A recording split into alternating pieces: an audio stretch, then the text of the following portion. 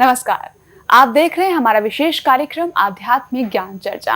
और आइए अब शुरुआत करते हैं कार्यक्रम की और जानते हैं विचार जगत गुरु तत्वदर्शी संत रामपाल जी महाराज बनाम पवित्र हिंदू धर्म के आदरणीय सर्वशीर्ष शंकराचार्यों के विचार। आइए अब जानते हैं शारदा द्वारका पीठ तथा ज्योतिर्मठ बद्रीनाथ पीठाधीश्वर शंकराचार्य स्वरूपानंद सरस्वती जी महाराज के विचार कि आदि शंकराचार्य जी का जन्म कब हुआ और उनका जीवन काल कितने वर्ष का रहा।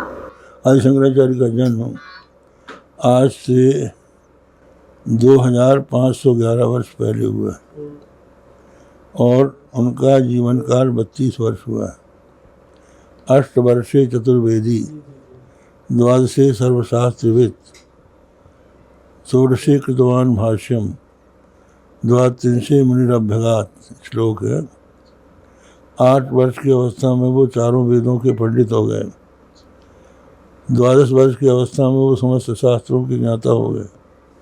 16 वर्ष की अवस्था में उन्होंने प्रस्थानत्रयी पर भाष्य लिख दिए और 32 वर्ष की अवस्था में वो संसार छोड़कर चले गए।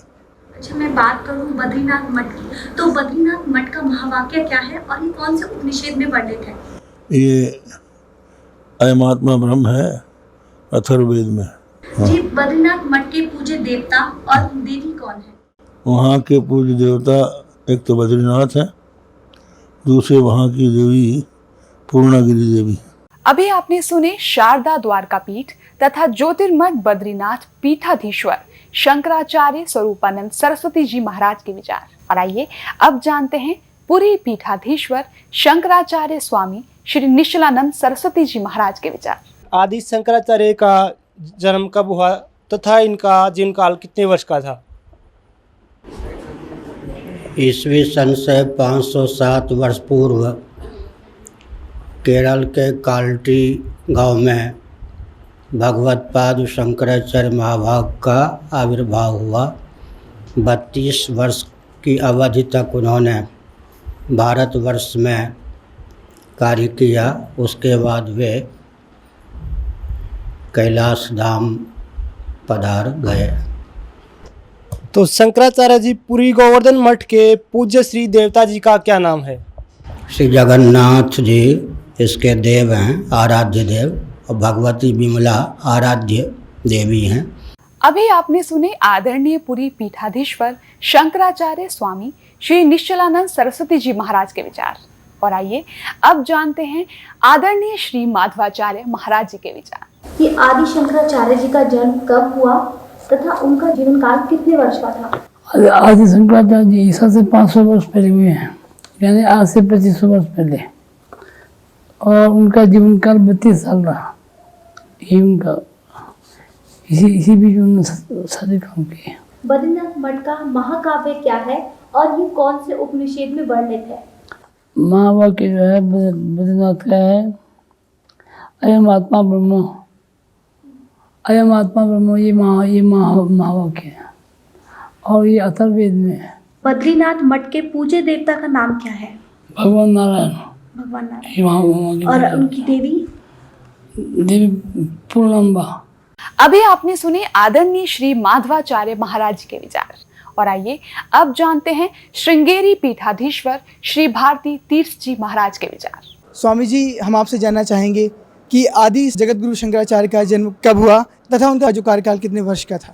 उनका जन्म हुआ 1200 साल पहले। उनकी आयु थे 32 साल, 32 ईयर्स। 32 साल ही वे जिंदे थे। आपके श्रृंगेरी मठ का महावाक्य है कि और किस उपनिषद में से महावाक्य तो अहम ब्रह्मास्मि है। श्रृंगेरी मठ का महावाक्य अहम ब्रह्मास्मि। अहम ब्रह्मास्मि का क्या अर्थ है? अहम ब्रह्म, मैं ब्रह्म ही हूँ, ही उसका अर्थ। जीव तथा ब्रह्म एक ही है या भिन्न है? वास्तव में एक ही है। जीव और ब्रह्म वास्तव में एक ही है, यही तो सिद्धांत है। अभी आपने सुने पवित्र हिंदू धर्म के आदरणीय सर्वशीर्ष शंकराचार्यों के विचार। और आइए अब जानते हैं जगत गुरु तत्वदर्शी संत रामपाल जी महाराज के विचार।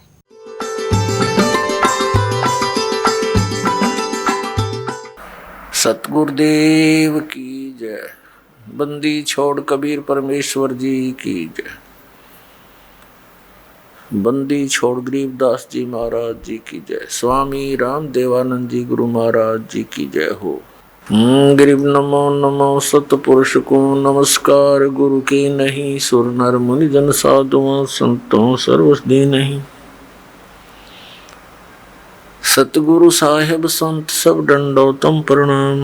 आगे पीछे मध्य हुए तिनको जा कुर्बान। पुण्यात्मा, आप जी सुनते आए हो विशेषकर 2-3 वर्षों से कि सन 2012 में प्रलय होएगी। अब वो प्रलय का अर्थ कैसे लगाकर पेश करते हैं कि पृथ्वी पर सर्वनाश हो जाएगा। ये वो प्रलय नहीं होगी, ये अधर्म की प्रलय होगी। अधर्म का सर्वनाश होगा, अज्ञान की प्रलय होगी और ज्ञान का विकास होगा। ये वो प्रलय अब सन 2012 में होगी। ये आध्यात्मिक संपूर्ण ज्ञान सुन रहे हैं। इसके अंदर आप जी को अपने सद्ग्रंथों में छुपे हुए गूढ़ रहस्यों का ज्ञान होगा। पुण्यात्माओं, जो शंकराचार्य जी हुए हैं प्रथम, उनका एक बहुत बड़ा योगदान है, एक बड़ा उपकार है।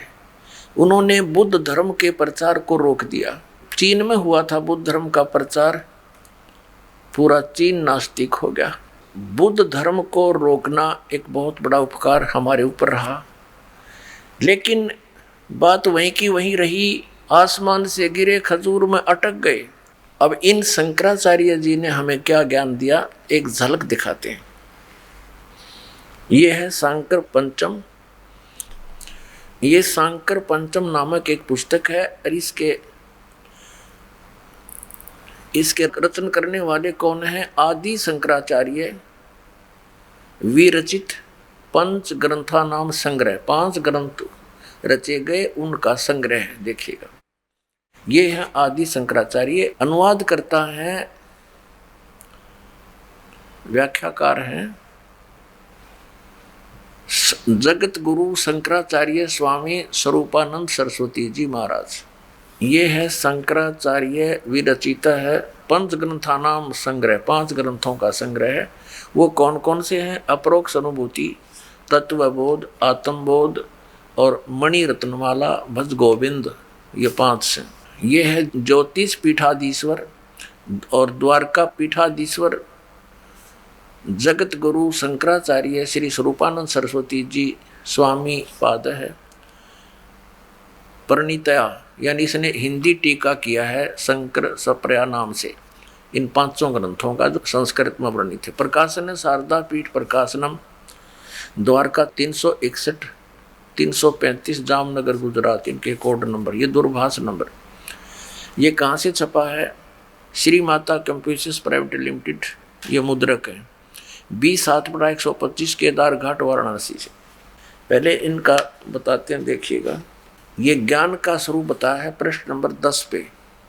यहाँ क्या बताया है कि ज्ञान का स्वरूप, मैं सम शांत और सच्चिदानंद स्वरूप ब्रह्म हूँ। असत स्वरूप मैं नहीं हूँ। ब्रह्मो वाम अहम, वह ब्रह्म मैं ही हूँ। अर्थात जीव ही ब्रह्म है, इनका ये विधान है। मैं स्वयं निराकार, निर्मल, अविनाशी, अवय और निर्विकार हूँ। मैं दुखहीन, आभासहीन, विकल्पहीन, व्यापक और व्यापक हूँ। देह मैं नहीं हूँ।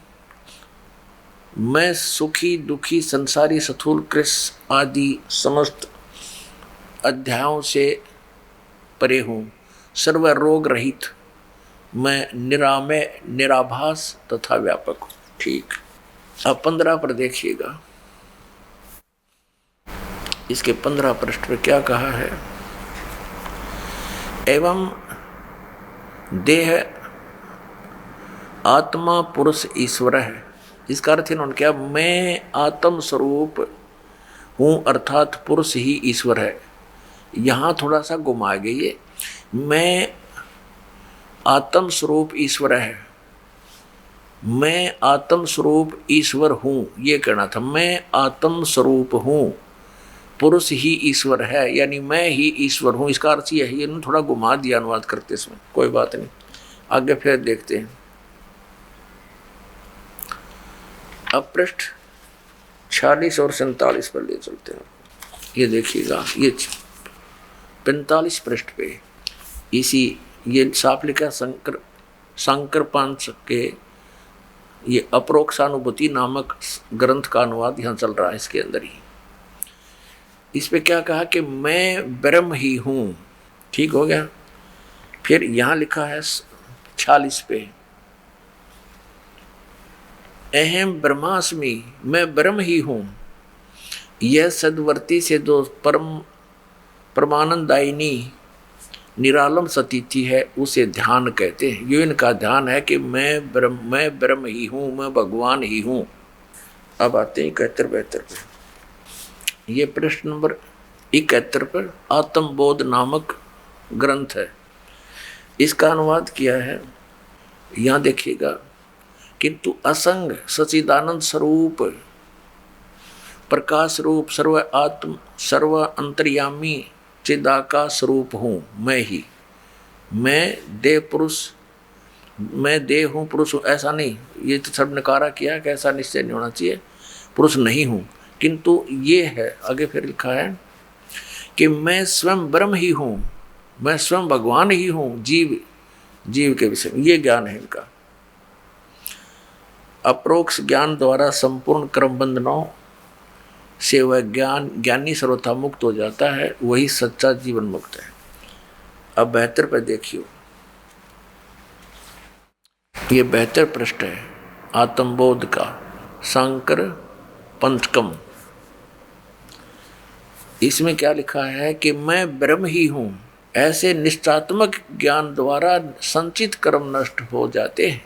अच्छा, ये तो इसने बता दिया कि मैं ही ब्रह्म हूँ, जीव ही परमात्मा है। इसे सिद्ध हो गया कि वह ईश्वर मैं ही हूँ, यानी जीव ही परमात्मा है।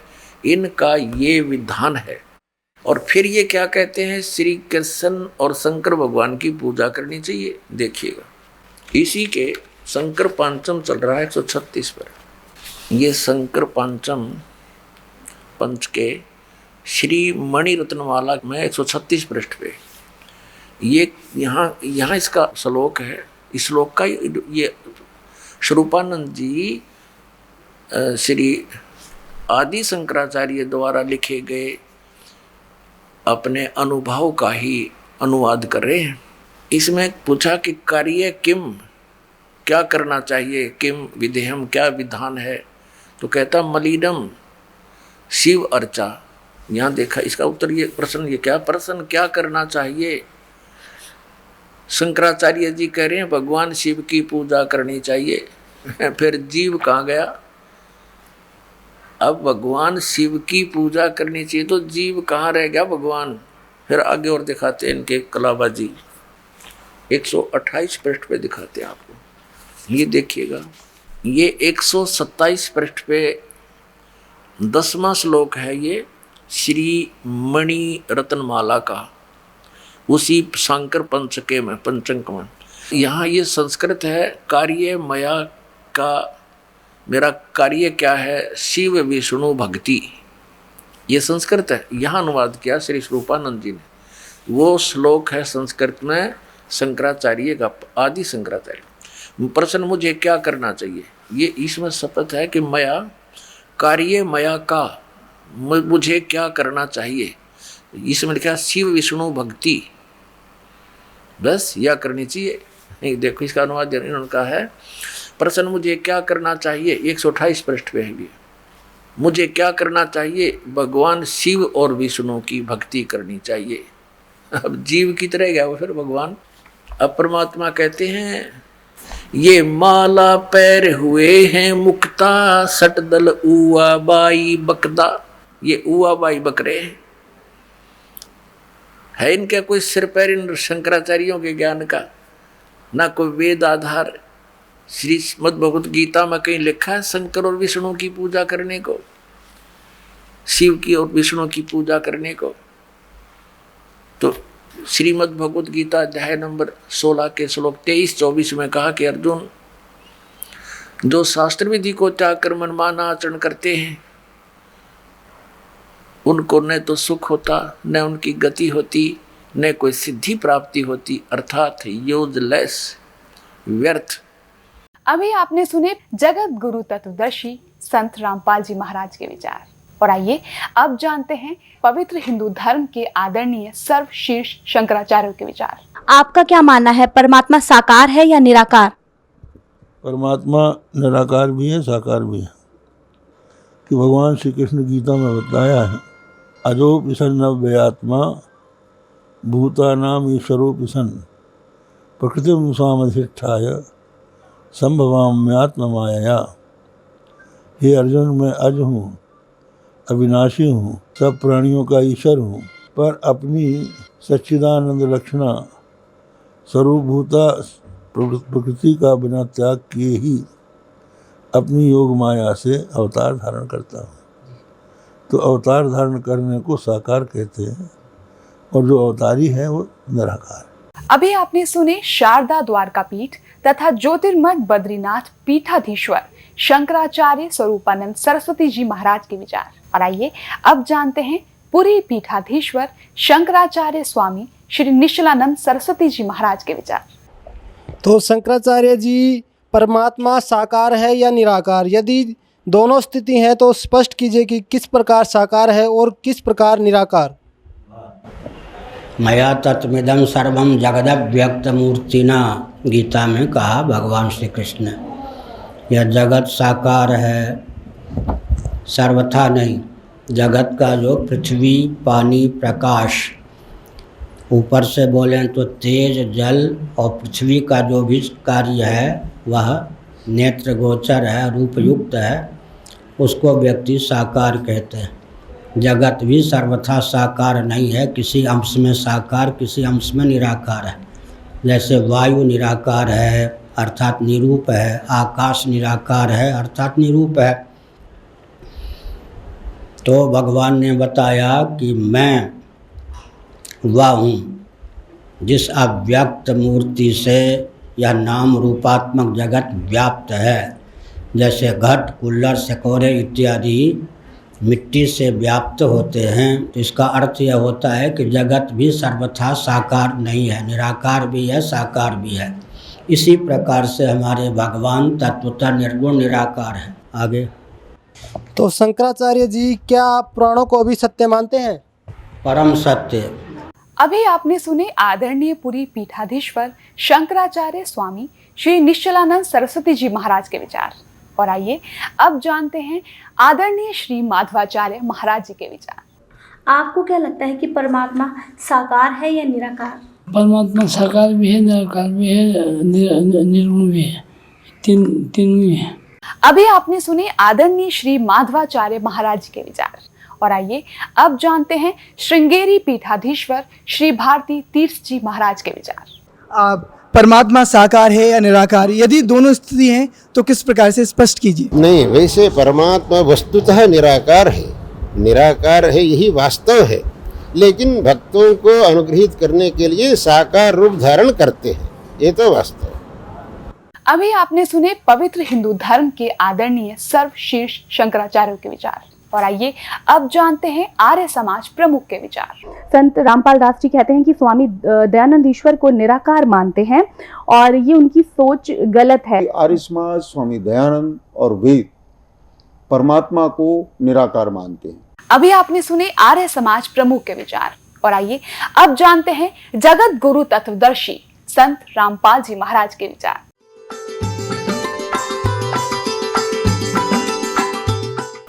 सतगुरुदेव की जय। बंदी छोड़ कबीर परमेश्वर जी की जय। बंदी छोड़ गरीबदास जी महाराज जी की जय। स्वामी राम देवानंद जी गुरु महाराज जी की जय हो।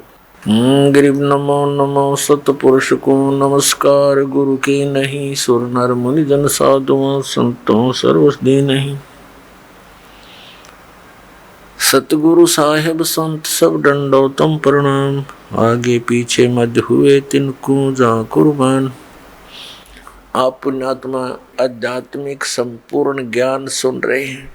इसके अंदर आप जी को अपने सदग्रंथों में छुपे हुए गूढ़ रहस्यों का ज्ञान होगा। तो पुण्यात्माओं, आप जी को सत्संग प्राप्त नहीं हुआ, और जिसको आप सत्संग जानकर ग्रहण किए हुए हो वो कोरा ज्ञान है। क्योंकि जो हमारे सदग्रंथों में प्रमाण नहीं है तो वो शास्त्र विरुद्ध ज्ञान है, शास्त्र विरुद्ध साधना है, उसका कोई लाभ नहीं। अब पहले क्या कारण रहा कि हमारे जो धर्म गुरु थे वो संस्कृत अवश्य जानते थे, लेकिन अध्यात्म ज्ञान शून्य था उनका। वे तत्व ज्ञानहीन थे और हैं अभी तक। हमारे धर्मगुरु कौन है? आचार्य, शंकराचार्य और अन्य मंडलेश्वर, ये सब हमारे धर्मगुरु हैं।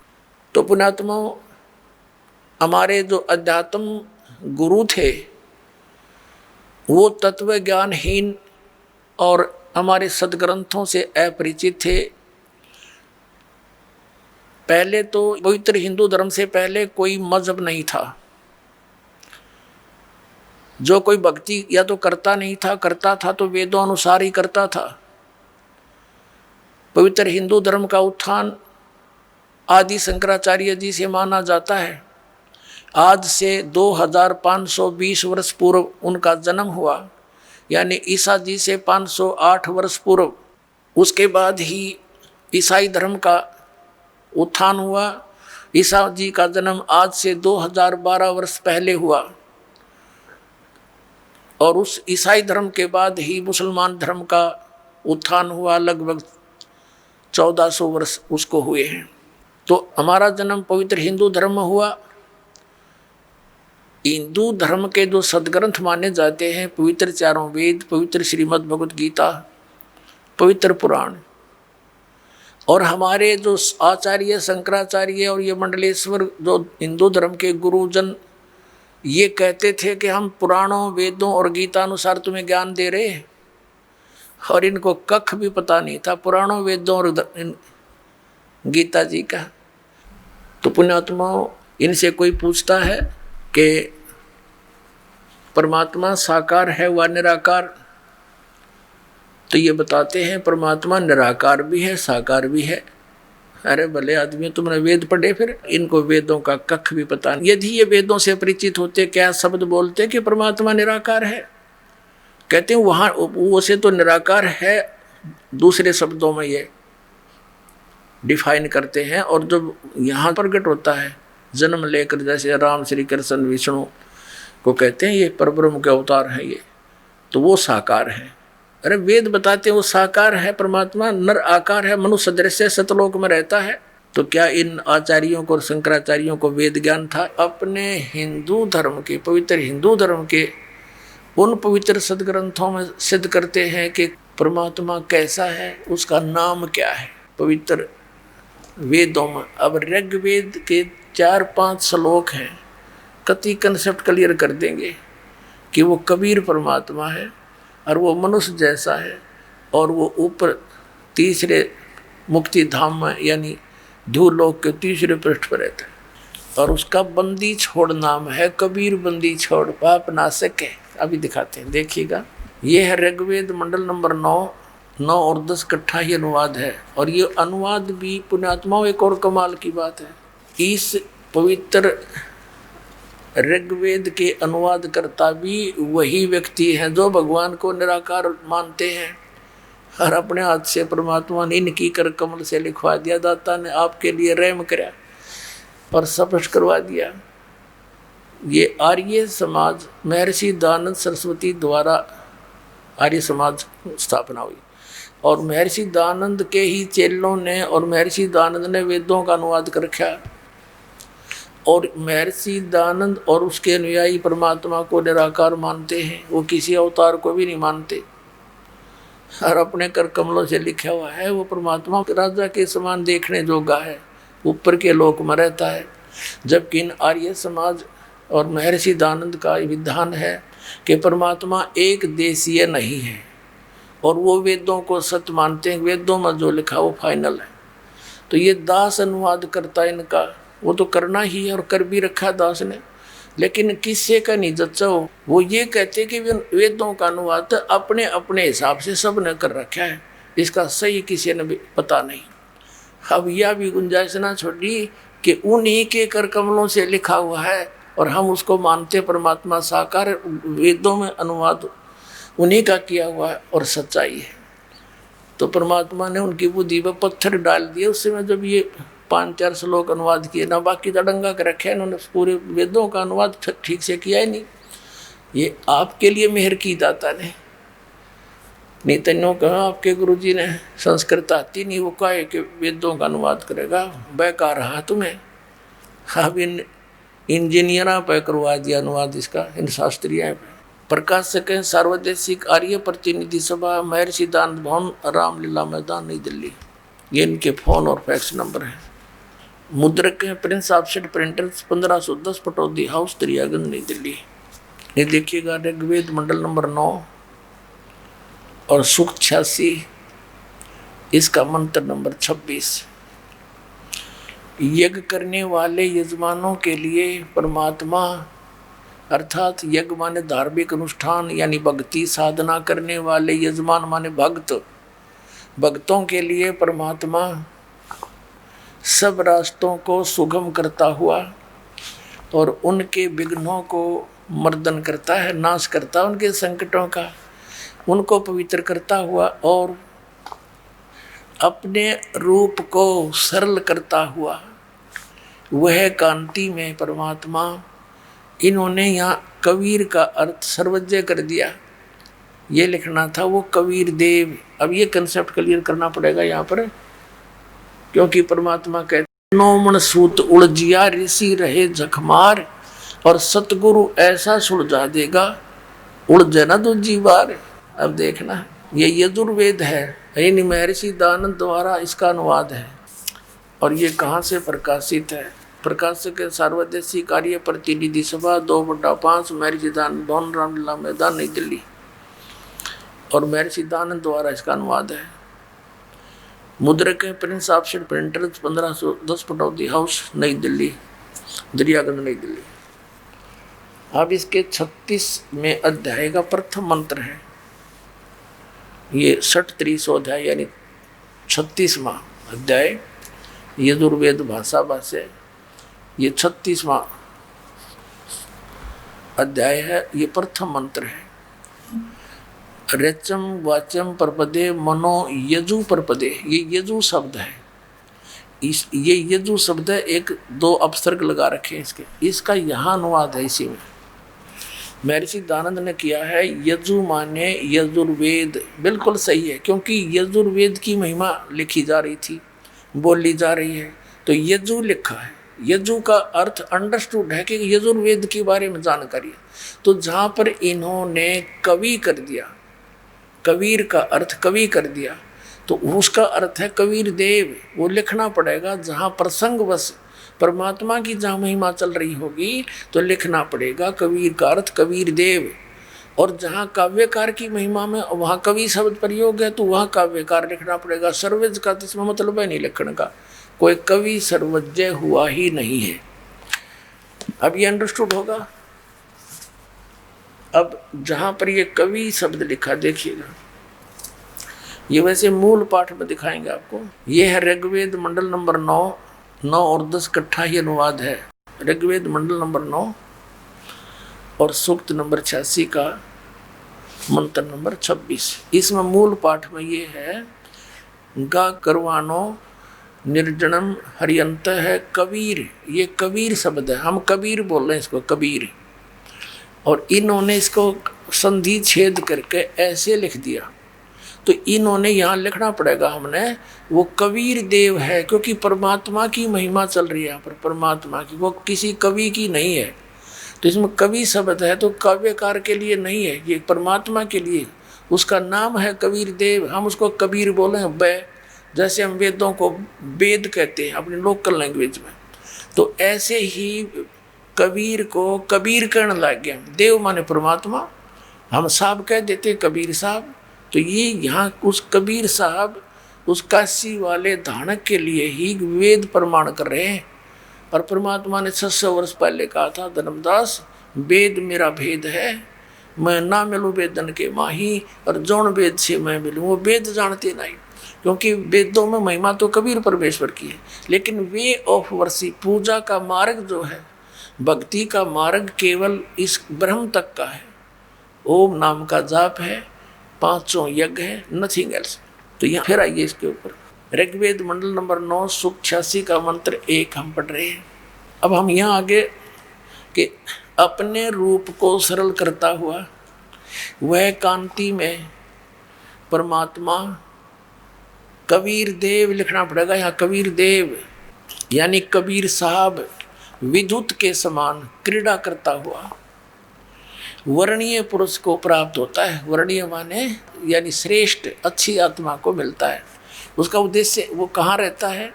ऋग्वेद मंडल नंबर 9 सूक्त 86 का मंत्र 27 में है।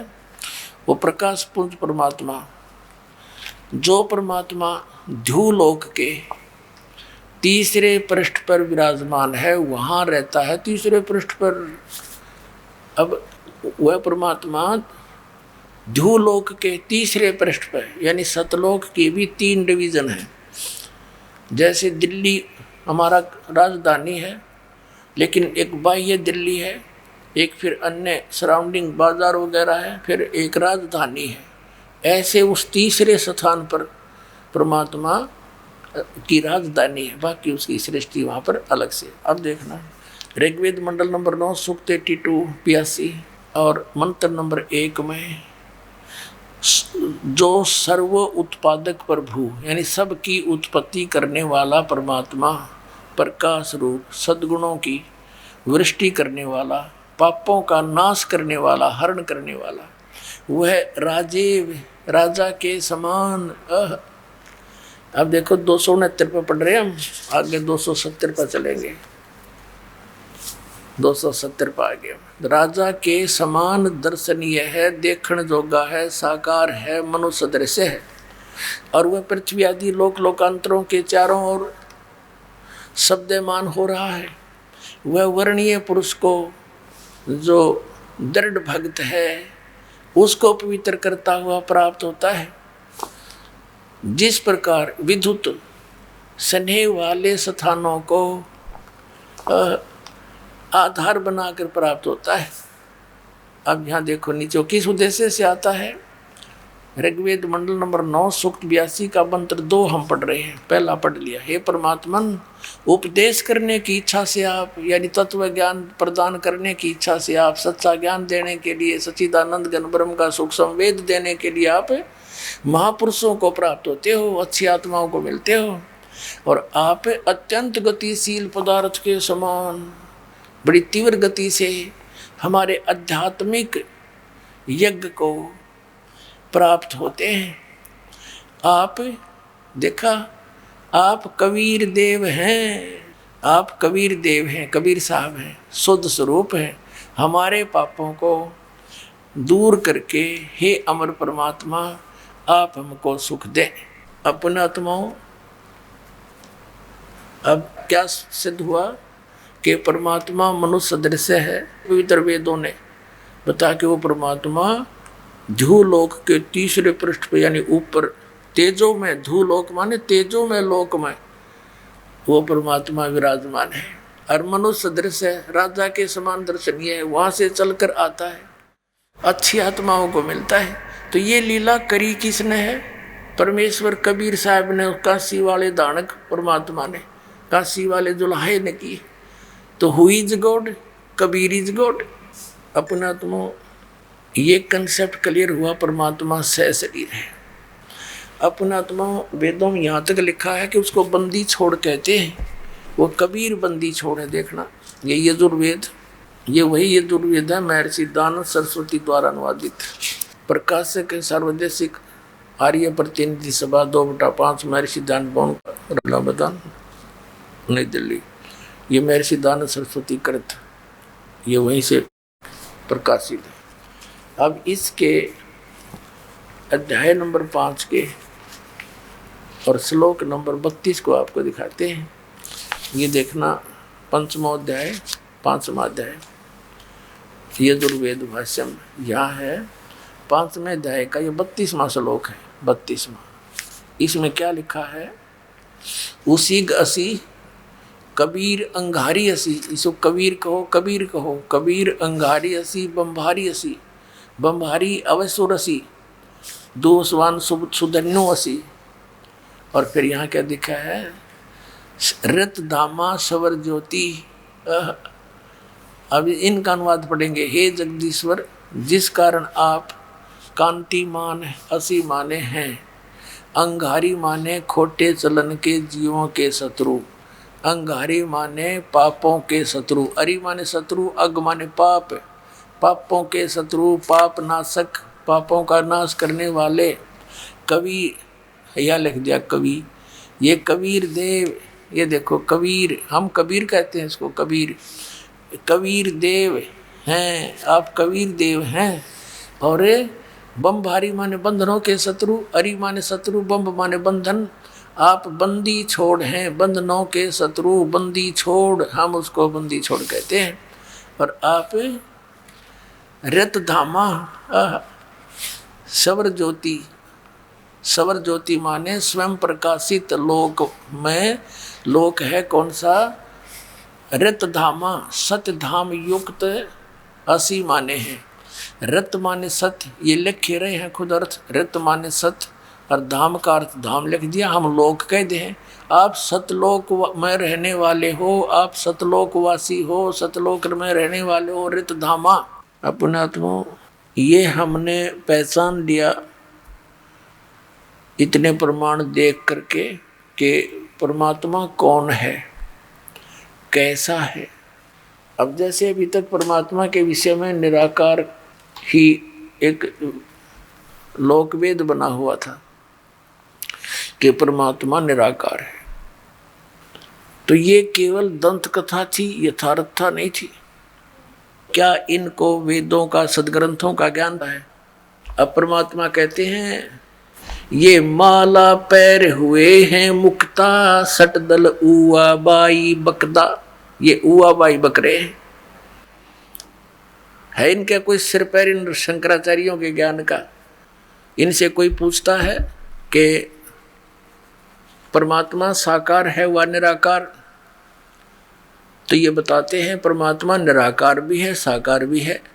अरे भले आदमी, तुमने वेद पढ़े, फिर इनको वेदों का कख भी पता नहीं। यदि ये वेदों से परिचित होते, क्या शब्द बोलते कि परमात्मा निराकार है? कहते हैं वो से तो निराकार है, यहाँ आता है ना, प्रकट होता है जन्म लेकर, जैसे राम श्री कृष्ण विष्णु को कहते हैं ये परब्रह्म के अवतार हैं ये, तो वो साकार है। अरे वेद बताते हैं वो साकार है, परमात्मा नर आकार है, मनुष्य सदृश से सतलोक में रहता है। तो क्या इन आचार्यों को और शंकराचार्यों को वेद ज्ञान था? इनको पुराणों का ज्ञान नहीं, वेद तो बहुत दूर की बातें हैं। तो परमात्मा कहा करते, निरंजन धन तेरा दरबार, निरंजन धन तेरा दरबार, जहाँ पर तनिक ना न्याय विचार, पाखंडी की पूजा जग में, संत को कहें लबाड़, पाखंडी की पूजा जग में, संत को कहें लबाड़, अज्ञानी को परम विवेकी, ज्ञानी को मूढ़ गंवार, निरंजन धन तेरा दरबार, निरंजन धन तेरा दरबार, जहाँ पर तनिक न न्याय विचार। कह कबीर सुनो भाई साधो, या सब उल्टा व्यवहार। कह कबीर सुनो भाई साधो, या सब उल्टा व्यवहार। सच्चों को तो ये झूठा बतावे, इन झूठों का एतबार। निरंजन धन तेरा दरबार, निरंजन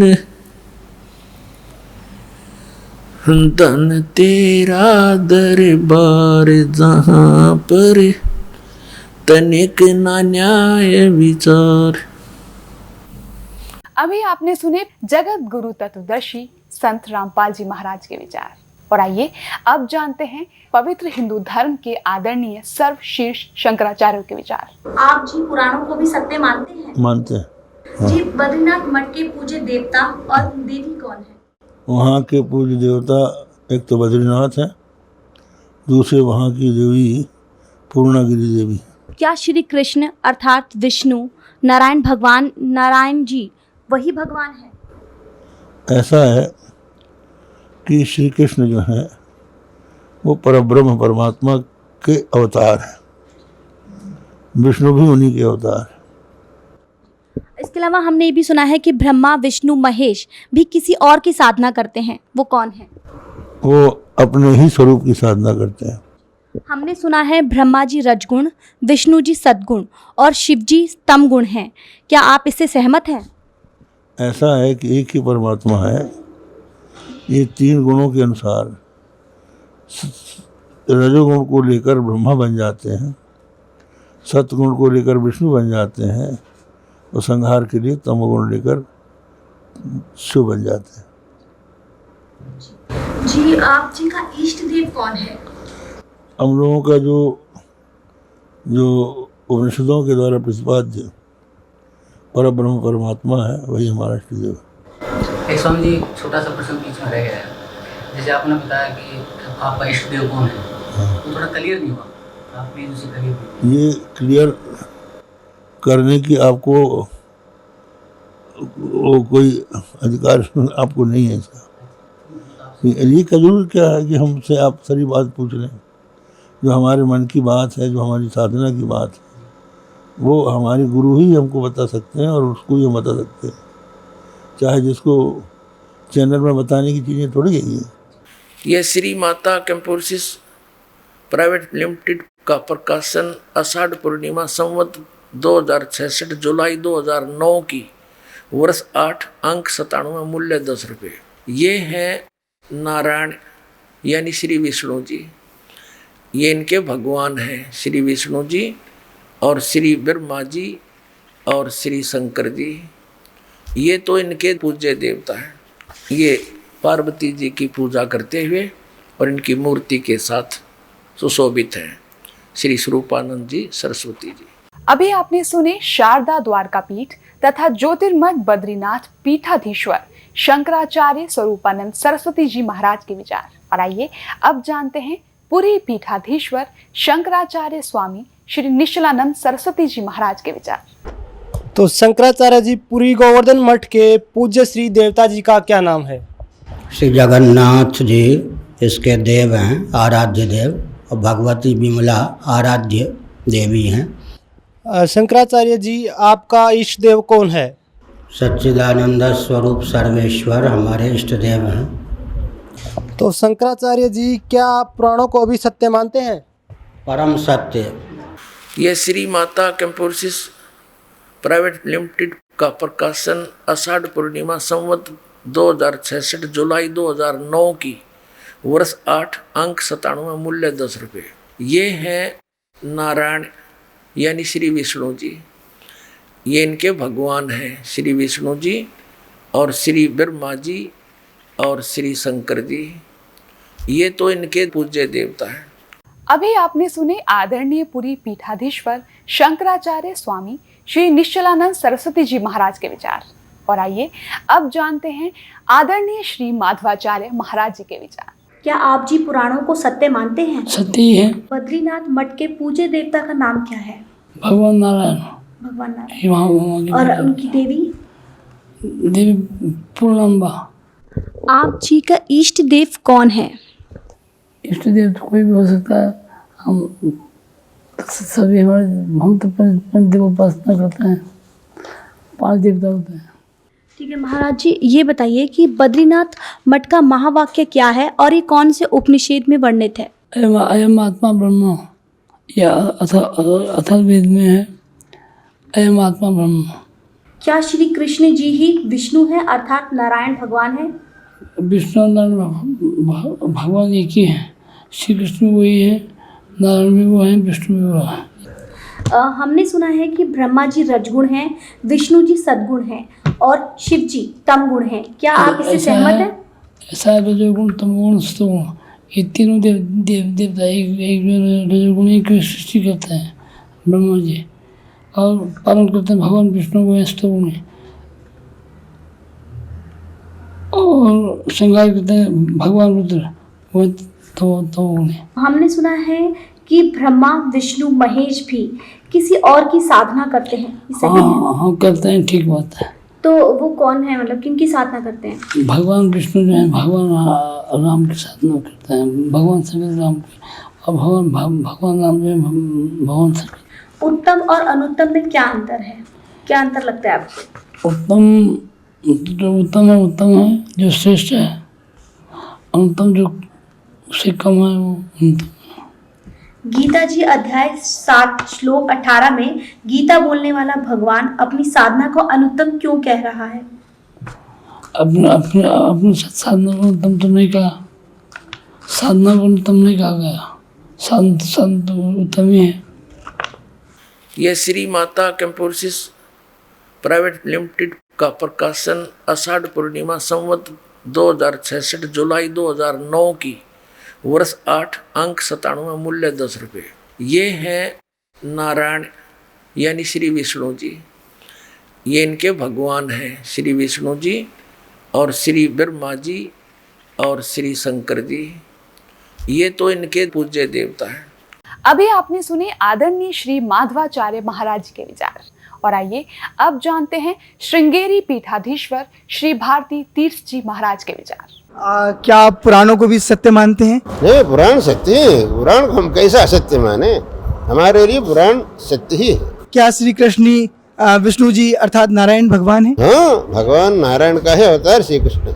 हमने सुना है कि ब्रह्मा ही रजगुण है, विष्णु जी सद्गुण है और शिव जी तमगुण है।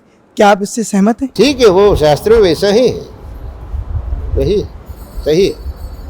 हमने सुना है कि ब्रह्मा विष्णु महेश भी किसी और की साधना करते हैं। नहीं नहीं नहीं, वैसे तो कुछ नहीं, वे किसी साधना नहीं करते। आप जी के पूज्य श्री देवता जी का क्या नाम है? मैं कहा था ना, जो एक ही भगवान है तो ये पूज्य देवता अपूज्य देवता ऐसे कैसे होता है? एक ही भगवान है। यह श्री माता कैंपोसिस प्राइवेट लिमिटेड का प्रकाशन आषाढ़ पूर्णिमा संवत 2066 जुलाई 2009 की वर्ष 8 अंक 97 मूल्य 10 रुपये। ये हैं नारायण यानी श्री विष्णु जी, ये इनके भगवान हैं श्री विष्णु जी और श्री ब्रह्मा जी और श्री शंकर जी, ये तो इनके पूज्य देवता हैं। अभी आपने सुने पवित्र हिंदू धर्म के आदरणीय सर्वशीर्ष शंकराचार्य के विचार, और आइए अब जानते हैं जगत गुरु तत्वदर्शी संत रामपाल जी महाराज के विचार।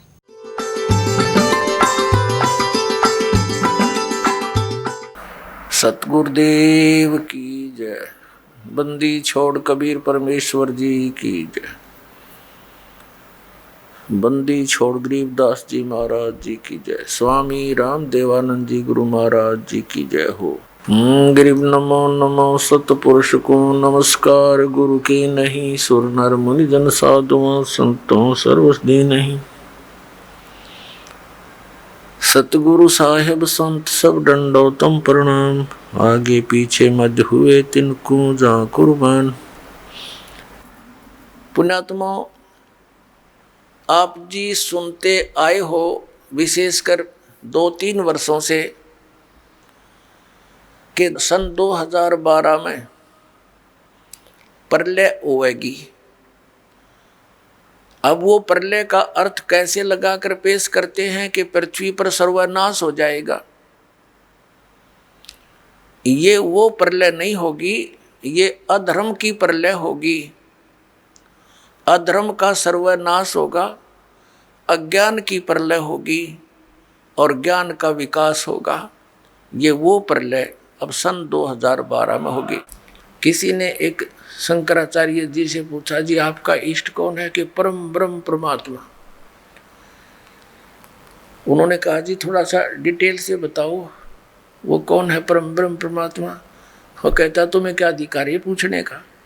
अरे ये पूज्य किसने? लदास बताओगे इनके पूज्य देव कौन से? ये देखिए, ला मैं दिखाई दो इनके इष्ट देव। ये है इनके इष्ट देव, देखिएगा इन्हीं के लिखे हुए हैं। ये भी शर्माण लाग गए।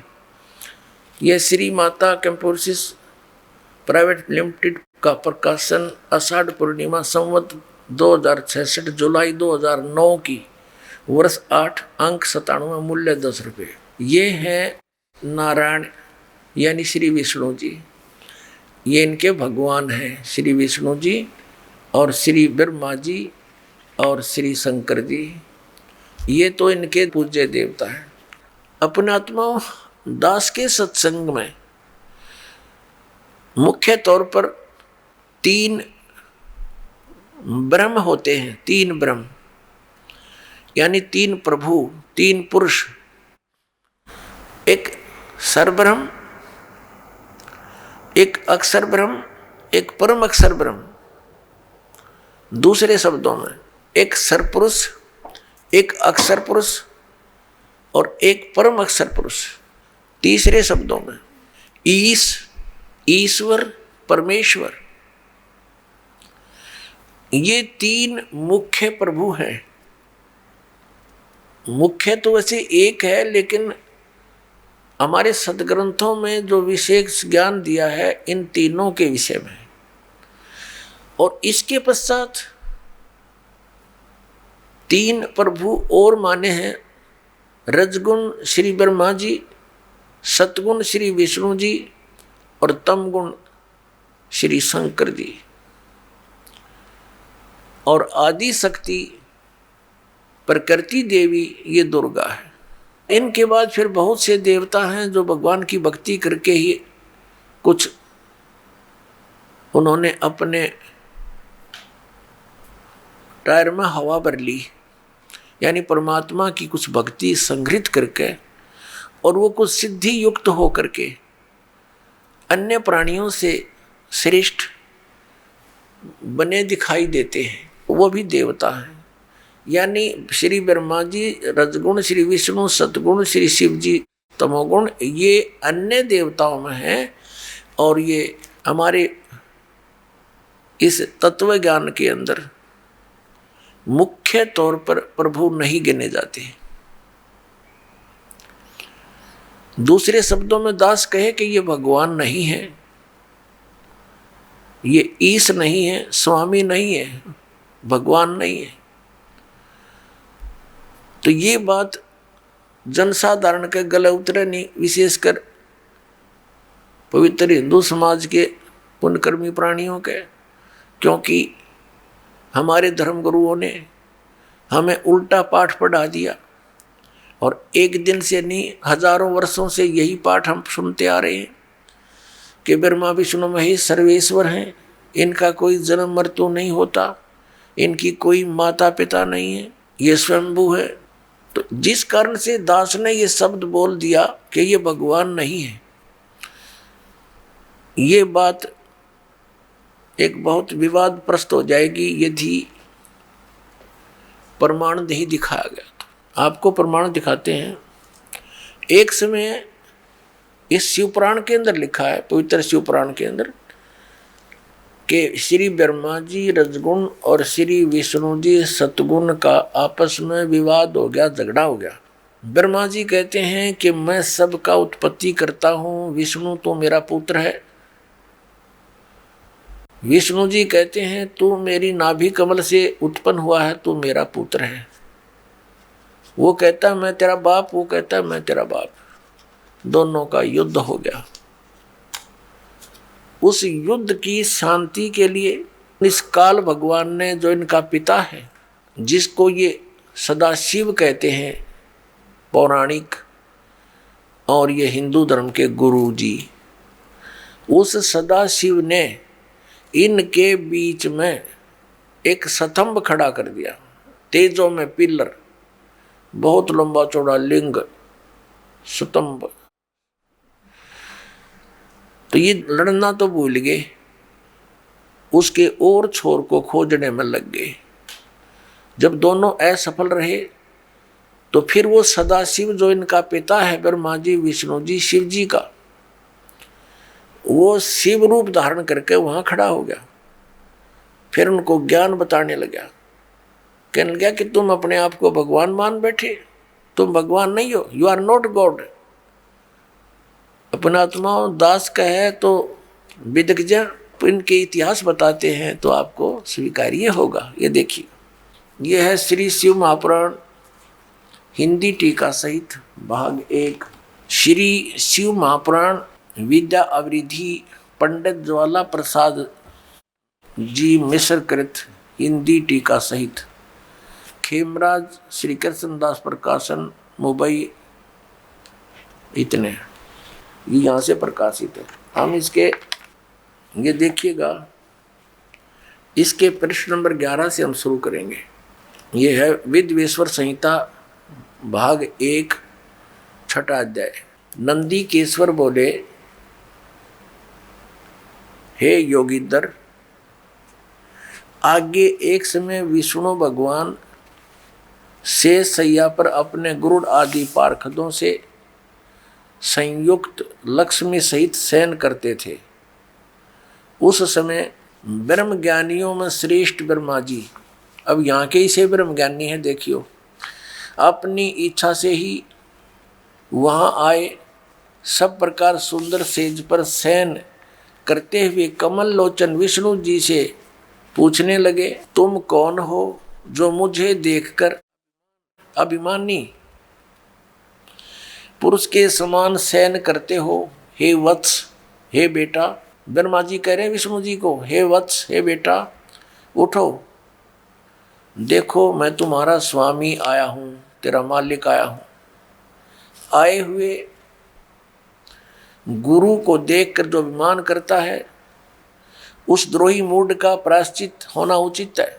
यह सुनकर विष्णु जी के अंतर में तो क्रोध हुआ, अंदर तो बड़ा गुस्सा आया, पर ऊपर तो शांत बने रहे, परंतु बाहर से शांत रहे और बोले, हे वत्स, हे बेटा, तुम्हारा मंगल हो, बैठो, इस आसन पर विराजमान हो। अब विष्णु जी कहे, उसने ब्रह्मा जी को कहा, जा बेटा बैठ जा।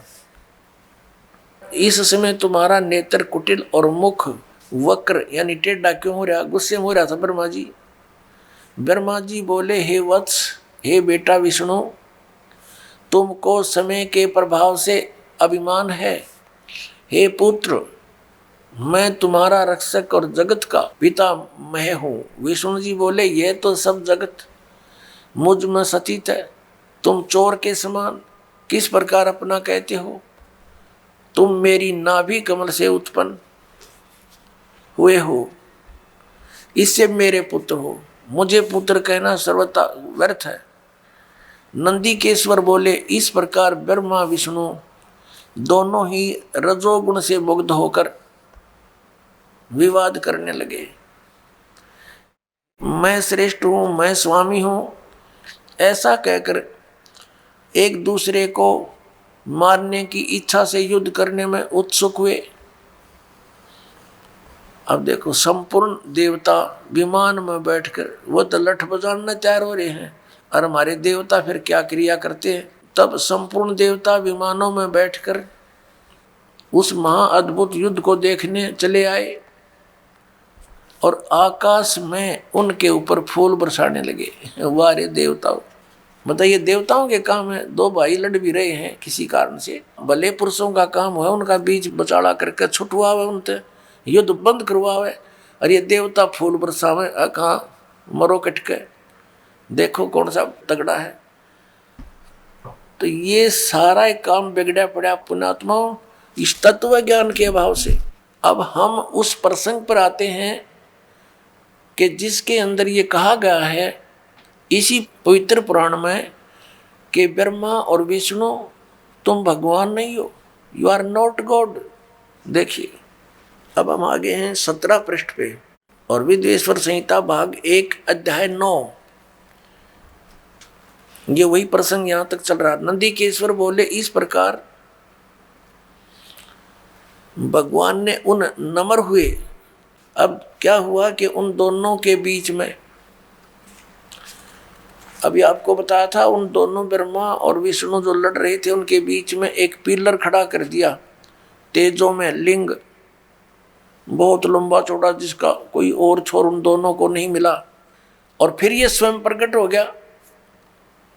कौन? इनका पिता, ये सदाशिव बोलते हैं इसको, ये काल ब्रह्म, जिसने गीता का ज्ञान दिया। अब यहां देखिए, हम जो आपको दिखाया था, फिर देखिए ये पृष्ठ 17 पे, विद्वेश्वर संहिता भाग 1 अध्याय 9 पर नंदीकेश्वर बोले इस प्रकार भगवान ने उन नम्र हुए ब्रह्मा और विष्णु पर अनुग्रह करके उनके युद्ध में परस्पर उनकी सेना मारी गई थी उस सब को। यहां देखें, उन दोनों की अज्ञानता और वैर को दूर करने के अर्थ उनसे क्या कहा भगवान, काल भगवान ने, सदाशिव ने क्या कहा कि मेरे सकल और निष्कल यानी साकार और निराकार में भेद से 2 रूप हैं, परंतु और ईश्वर नहीं है, मेरे अतिरिक्त कोई प्रभु नहीं है। इस कारण उनके 2 रूप नहीं हो सकते, पहला सतम रूप और दूसरा पीछे मूर्तिमान रूप धारण किया। इसमें ब्रह्म रूप निष्कल है, यह निष्कल है, निष्फल नहीं, और ईश्वर रूप सगुण है। मेरे ये दोनों रूप सिद्ध हैं, दूसरे किसी के नहीं हो सकते। इस कारण तुम दोनों को अथवा दूसरों को ईश्वरत्व की प्राप्ति नहीं हो सकती। तुमने जो अज्ञान से अपने को ईश माना, तुमने अज्ञान से अपने को ईश यानी भगवान माना, यह बड़ा अद्भुत हुआ। उसके दूर करने को ही मैं रण स्थान में आया। अब तुम दोनों अभिमान त्याग कर मुझ ईश्वर में अपनी बुद्धि लगाओ। मेरे प्रसाद से लोक में सब अर्थ प्रकाश होते हैं। हे पुत्रों, ब्रह्मा और विष्णु को इनका पिता वो सदाशिव काल कह रहा, हे पुत्रों, यह कृत आपने तप से प्राप्त किया है, जो कि सृष्टि की उत्पत्ति और पालन कहता है, सो मैंने प्रसन्न होकर तुम्हें दिया है। इसी प्रकार दूसरे 2 कृत रुद्र और महेश्वर को प्रदान किए हैं। अब देखो, जो दास सिद्ध करना चाहता है, एक तो ब्रह्मा और विष्णु और फिर रुद्र और महेश्वर, ये 4, इनसे 5वां है यू सदाशिव, जो ब्रह्मा विष्णु महेश जी के पिताजी है। और इनकी माता कौन है? वो दुर्गा है। अब देखिएगा, ये आदि शंकराचार्य जी द्वारा लिखे गए 5 ग्रंथों का एक समूह है। इसका नाम लिखा है शांकर पंचम। ये है 135 पृष्ठ, नीचे इसके पृष्ठ नंबर संख्या लिखी है। 135 पृष्ठ पे क्या लिखा है? ये आदि शंकराचार्य के द्वारा बोले गए श्लोक और लिखे गए, लिपिबद्ध किए गए। 29 नंबर श्लोक में कहा है कि सबसे बड़ा पशु कौन है? जिसने शास्त्रों का अध्ययन किया हो और फिर भी वह धर्म का आचरण नहीं करता हो, और न ही उसको आत्म स्वरूप का ज्ञान हो, वह सबसे बड़ा पशु है। अब आप फैसला कर लियो, सबसे बड़े पशु कौन है? कबीर साहब कहते हैं, कंठी माला सुमरनी और टिक्की बिंदी ला के, कंठी माला सुमरनी ये पैरे से क्या हो, ऊपर डूंडा साध का और अंतर रख्या खो। ऊपर तो दिखा बड़ा महात्मा है, तिलक तलक लगा के बिंदी बंदी ला के माला चार पैर के, नो दिखा बड़ा महापुरुष से पहुंचा हुआ, और अंदर खख नहीं, तुम्हारे पास ज्ञान नहीं, अज्ञान से भरे हो। तो ऊपर डूंडा साध का, ऊपर तो डूंडा ठा रखा बड़ा महापुरुष होगा, लोग दिखावा, और अंतर रख्या खो, अंतर ज्ञान नहीं पूरा। गीता जी को आधार मानते हैं कि गीता जैसा ग्रंथ नहीं। श्रीमद् भगवत गीता एक बहुत ही अनमोल ग्रंथ है। और फिर नाम देते हैं हरे कृष्ण हरे राम, राधे श्याम सीताराम। बताओ गीता जी में है कहीं पर ये आप भी मूर्ख बन रहे, औरों को भी जीवन बर्बाद कर रहे आत्माओं का। पहले हमें ज्ञान नहीं था, इन बकवादों को हम समझ नहीं सके, जो क्या ऊआ बाई बक रहे हैं। ये प्रत्येक युग में आते हैं ये कबीर परमेश्वर, लेकिन अन्य युगों में सतयुग त्रेता द्वापर में ये अन्य नामांतर करके आ जाते हैं। सतयुग में सत्सुकृत नाम से, त्रेता में मुनिंदर नाम से, और द्वापर में करुणा में नाम से, और कलयुग में अपने ओरिजिनल नाम से आते हैं, कबीर नाम से। तो पुण्यात्माओं 600 वर्ष पहले परमात्मा ने इन श्री ब्रह्मा, श्री विष्णु, श्री शिव जी, इनके पिता और इनकी माता की उत्पत्ति बताई थी। ब्रह्मा विष्णु महेश के माता पिता की जानकारी परमेश्वर ने 600 वर्ष पहले बताई थी। लेकिन इन अज्ञानी ऋषियों ने, तत्वज्ञानहीनों ने, मंडलेश्वरों ने परमात्मा के उस अमृत ज्ञान को, उस यथार्थ ज्ञान को जनता तक नहीं जाने दिया, और कहते रहे कबीर झूठ बोलता है, ये अशिक्षित है, ये क्या जाने भगवान के बारे में, ये क्या जाने वेदों और गीता और पुराणों के बारे में, क्योंकि इसको अक्षर ज्ञान नहीं, ये संस्कृत भाषा से परिचित नहीं। और वो मंडलेश्वर केवल संस्कृत भाषा से तो परिचित थे, लेकिन अध्यात्म ज्ञान शून्य था उनका। अब हमारे सामने एक प्रॉब्लम अड़ी रही, वो एक बात कह दिया करते थे कि कबीर धानक है, दुल्हा है, ये शिक्षा का अधिकारी भी नहीं है, ये कहाँ से जान सकता है पुराणों और कुरान को, वेद और गीता को, ये सब झूठ बोलता है। ये जो कह रहा है कि 3 देव की जो करते भक्ति, उनकी कदे न हो मुक्ति।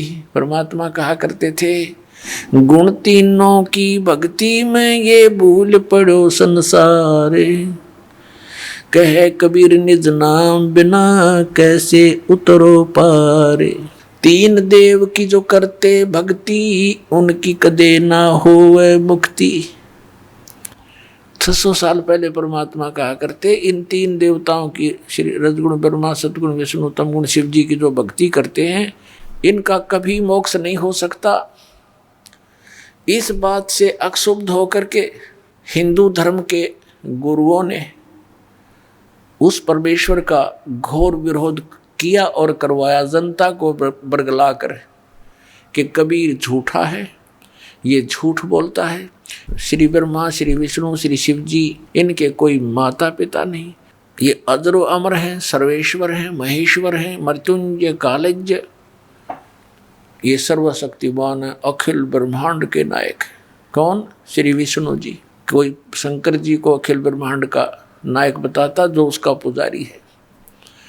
तो पुण्यात्माओं, उस समय इन नकलियों की दाल गल गई कि सचमुच कबीर जी शिक्षित नहीं हैं, संस्कृत भाषा नहीं जानते हैं, इसलिए जो हमारे गुरु लोग कह रहे हैं वही ज्ञान सच्चा है। तो उस समय इनकी दाल गल गई, और परम पूज्य परमेश्वर कबीर जी अपनी प्यारी आत्मा धर्मदास जी को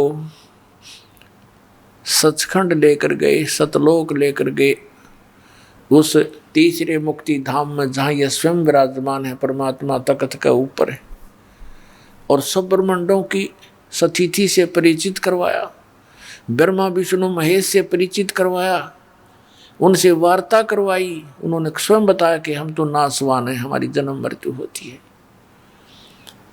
कोई परमात्मा तो कोई और है जिसके विषय में हम भी अनभिज्ञ हैं।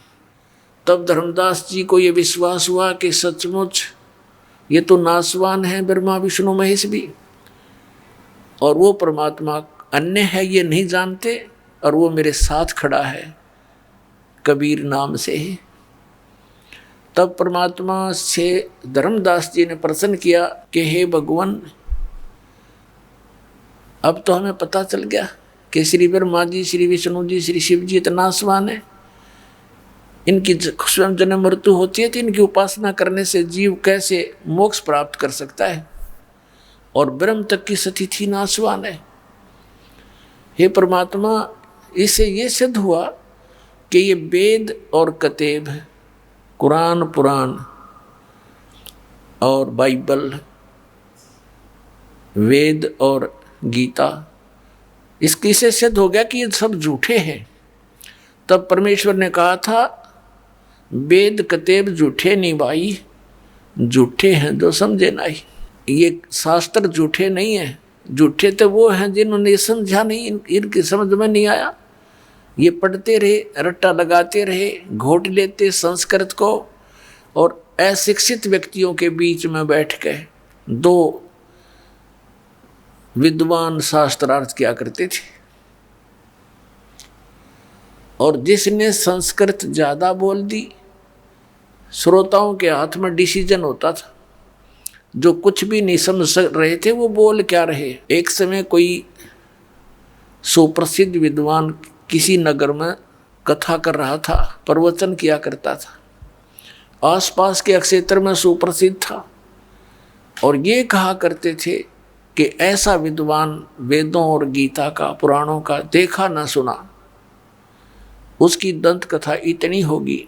एक अशिक्षित यात्री जा रहा था अपने किसी गंतव्य प्लेस स्थान की तरफ किसी काम से, रास्ते में देखा कि सत्संग चल रहा है, कथा हो रही है, महात्मा कोई कथा कर रहा है। उसके बारे में पूछा तो बताया कि बड़े प्रसिद्ध, बड़े पहुँचे हुए महापुरुष हैं, बड़े विद्वान हैं गीता, वेदों और पुराणों के। उसने सोचा ले 10-20 मिनट, आधा घंटा सुन लेता हूँ, फिर सफ़र कर लूँगा। वो बैठ गया सुनने के लिए। अब जब तक वो वहाँ बैठा रहा तब तक वो केवल संस्कृत ही बोलता रहा। अब उस श्रद्धालु ने सोचा कि आध घंटा हो गया, मैंने आगे सफ़र भी करना है, चलता हूँ, बहुत सत्संग सुन लिया। वो जा रहा था, रास्ते में कोई गवाला था। उसने पूछा कि कहाँ से आए हो यात्री, कहाँ जा रहे हो? उस यात्री ने बताया कि मैं ऐसे ऐसे इस गाँव को जा रहा हूँ और इधर से आया हूँ। तो उस गवाले ने कहा कि रास्ते यहाँ इस नगर में एक महात्मा आए हुए हैं, वो सत्संग सुना आपने? तो उसने कहा जी सुन के आया हूँ मैं सत्संग। कैसा लगा? कि क्या बात कही, बस कमाल कर दिया। तो उसने कहा, उस पाली ने, गवाले ने कहा कि कुछ मुझे भी सुना दो, मुझे तो सौभाग्य प्राप्त हुआ नहीं वहाँ जाने का, क्योंकि मैं पशुओं को लिए हुए हूँ, मुझे भी 2 वचन सुना दे जो तू सुन कर आया है। तो वो क्या कहता है यात्री कि ये तो मुझे मालूम नहीं उसने क्या बोला, वो संस्कृत बोल रहा था पर कर दिया कमाल। बता, टट्टू कमाल कर दिया जब तूने ये ही नहीं मालूम उसने बोला क्या, उन्होंने कहा कर दिया कमाल। तो पुण्यात्मा, इस तरह ये लोक वेद के आधार से सुनी सुनाई बातों से एक दूसरे से सुनकर ये महापुरुष और मैं ऋषि पाक रहे थे, न कख नहीं पता था किसी ने भी। अब ये दास ने जो शब्द बोल दिया कि किसी ने भी कुछ पता नहीं था, तो ये भगत समाज का गला नहीं उतरे कि ऐसा क्या किसी को भी मालूम नहीं था? किसी को छोड़ो, ब्रह्मा विष्णु महेश को भी ज्ञान नहीं। एक कबीर परमात्मा को छोड़कर या उन महापुरुषों के को छोड़ दो जिनको भगवान मिले, बाकी किसी को ज्ञान नहीं। अपनात्मा, सदग्रंथों में जो गूढ़ रहस्य आज तक ये नकली ऋषि महर्षि और ब्रह्मा विष्णु महेश तक नहीं समझ सके, उन गूढ़ रहस्यों को रूबरू किया है, समझा है, अच्छी तरह आपके पास लाया हूं। इसमें अभिमान का तो कोई बात तय को नहीं। और सच्चाई है ये जो दास आपको कह रहा है कि किसी को भी अध्यात्म ज्ञान नहीं है इस दास के अतिरिक्त वर्तमान में। लेकिन जो महापुरुष हुए हैं, जिनको परमात्मा मिले हैं, वो तो परिपूर्ण थे ही। जिनको भगवान मिल गए फिर वो कैसे कच्चे रह सकते हैं? वो कौन कौन है? आदरणीय धर्मदास साहिब जी, आदरणीय मुल्कदास साहिब जी, आदरणीय नानक साहिब जी, आदरणीय दादू साहिब जी, आदरणीय गरीबदास साहिब जी, गांव छुड़ानी, जिला ददर, हरियाणा वाले, और आदरणीय गीसा दास साहिब जी, गांव खेखड़ा, जिला मेरठ और उत्तर प्रदेश वाले। इन महापुरुषों को छोड़कर जो दास के नॉलेज में हैं, उनके अतिरिक्त अध्यात्म ज्ञान किसी के पास नहीं था। सब उआबाई बक रहे थे। थोड़ी सी झलक दिखाता हूँ, ये देखिएगा। श्रीमद् देवी भागवत सचित्र मोटा टाइप, गीता प्रेस गोरखपुर से प्रकाशित। श्रीमद् देवी भागवत सचित्र मोटा टाइप, संपादक हनुमान प्रसाद पोदार, चिमनलाल गोस्वामी। प्रकाशक व मुद्रक हैं गीता प्रेस गोरखपुर, गोविंद भवन कार्यालय, कोलकाता का संस्थान। इसका पहला स्कंद पढ़ते हैं और पृष्ठ 28 पर। अब देखना, एक समय नारद जी और व्यास जी का संवाद हुआ। नारद जी से व्यास जी ने प्रश्न किया तो नारद जी ने उसका उत्तर दिया। नारद जी ने कहा, महाभाग व्यास जी, तुम इस विषय में जो पूछ रहे हो ठीक यही प्रश्न मेरे पिताजी ने भगवान श्री हरि से किया था। देवा अधिदेव भगवान जगत के स्वामी हैं। लक्ष्मी जी उनकी सेवा में उपस्थित रहती हैं। दिव्य कौस्तुमणि उनकी शोभा बढ़ाती है। वे शंख चक्र गदा लिए रहते हैं, पीताम्बर धारण करते हैं, 4 भुजाएं। वे चराचर जगत के आश्रयदाता हैं। ये विष्णु जी की महिमा कर रहे हैं। नारद जी के ब्रह्मा जी ने बताई थी। जगत गुरु एवं देवताओं के भी देवता हैं। ऐसे जगत प्रभु भगवान श्री हरि महान तप कर रहे थे। उनकी समाधि लगी थी। यह देखकर मेरे पिता ब्रह्मा जी को बड़ा आश्चर्य हुआ।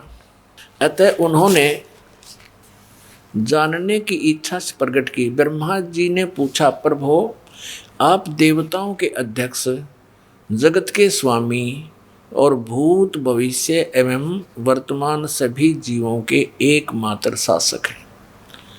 भगवान, फिर आप क्यों तपस्या कर रहे हैं और किस देवता की आराधना में ध्यान मग्न हैं?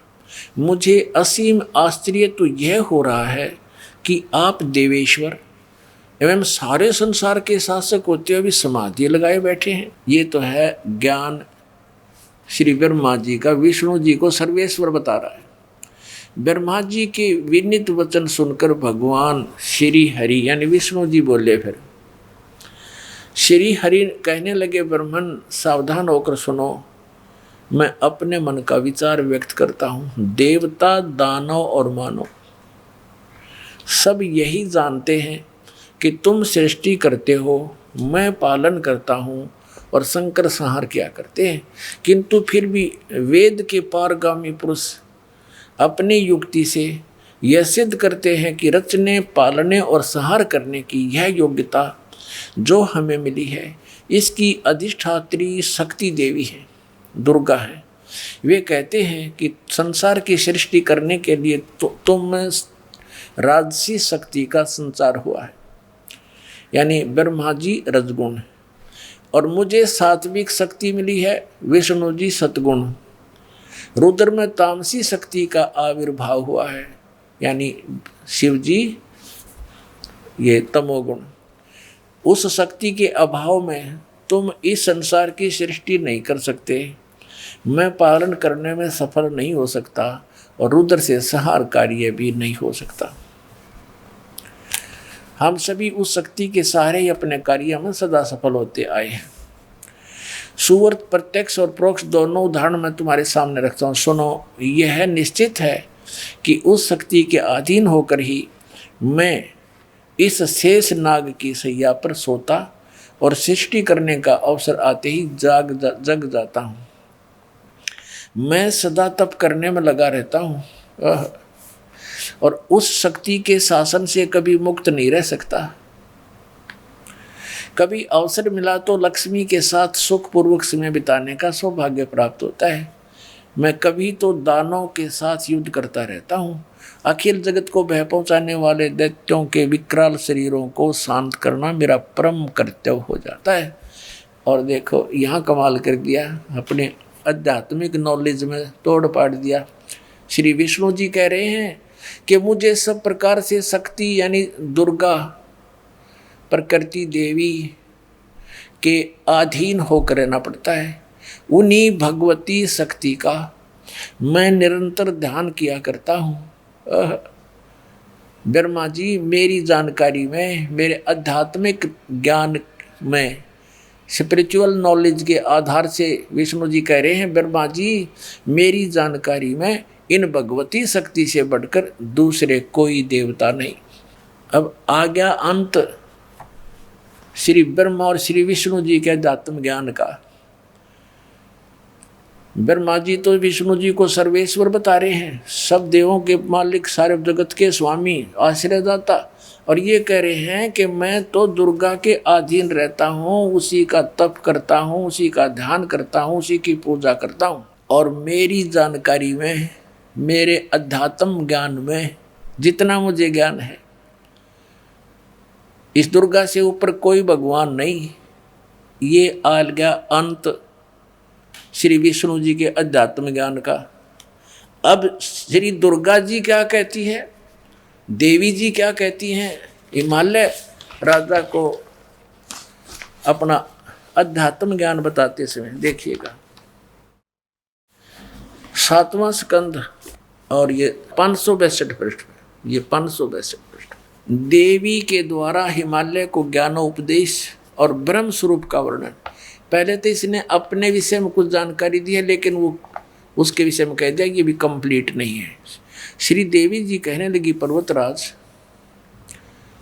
उस ब्रह्म का क्या स्वरूप है यह बतलाया जाता है, जो प्रकाश रूप सबके अत्यंत समीप में स्थित हृदय रूप गुहा में स्थित होने के कारण गुहाचर नाम से प्रसिद्ध और महान पद अर्थात परम प्राप्य है।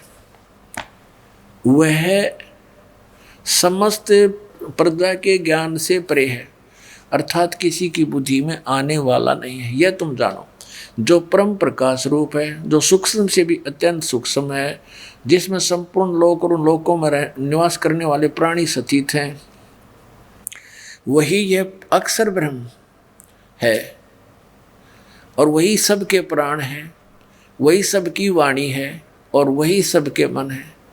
अब देखो दुर्गा की ऊआ बाई ये यहाँ तक कह रही है वो अक्षर ब्रह्म है, और आगे फिर कहेगी केवल ब्रह्म है, वही सबके मन है, वह परम सत्य और वह यह परम सत्य और अमृत अविनाशी तत्व है।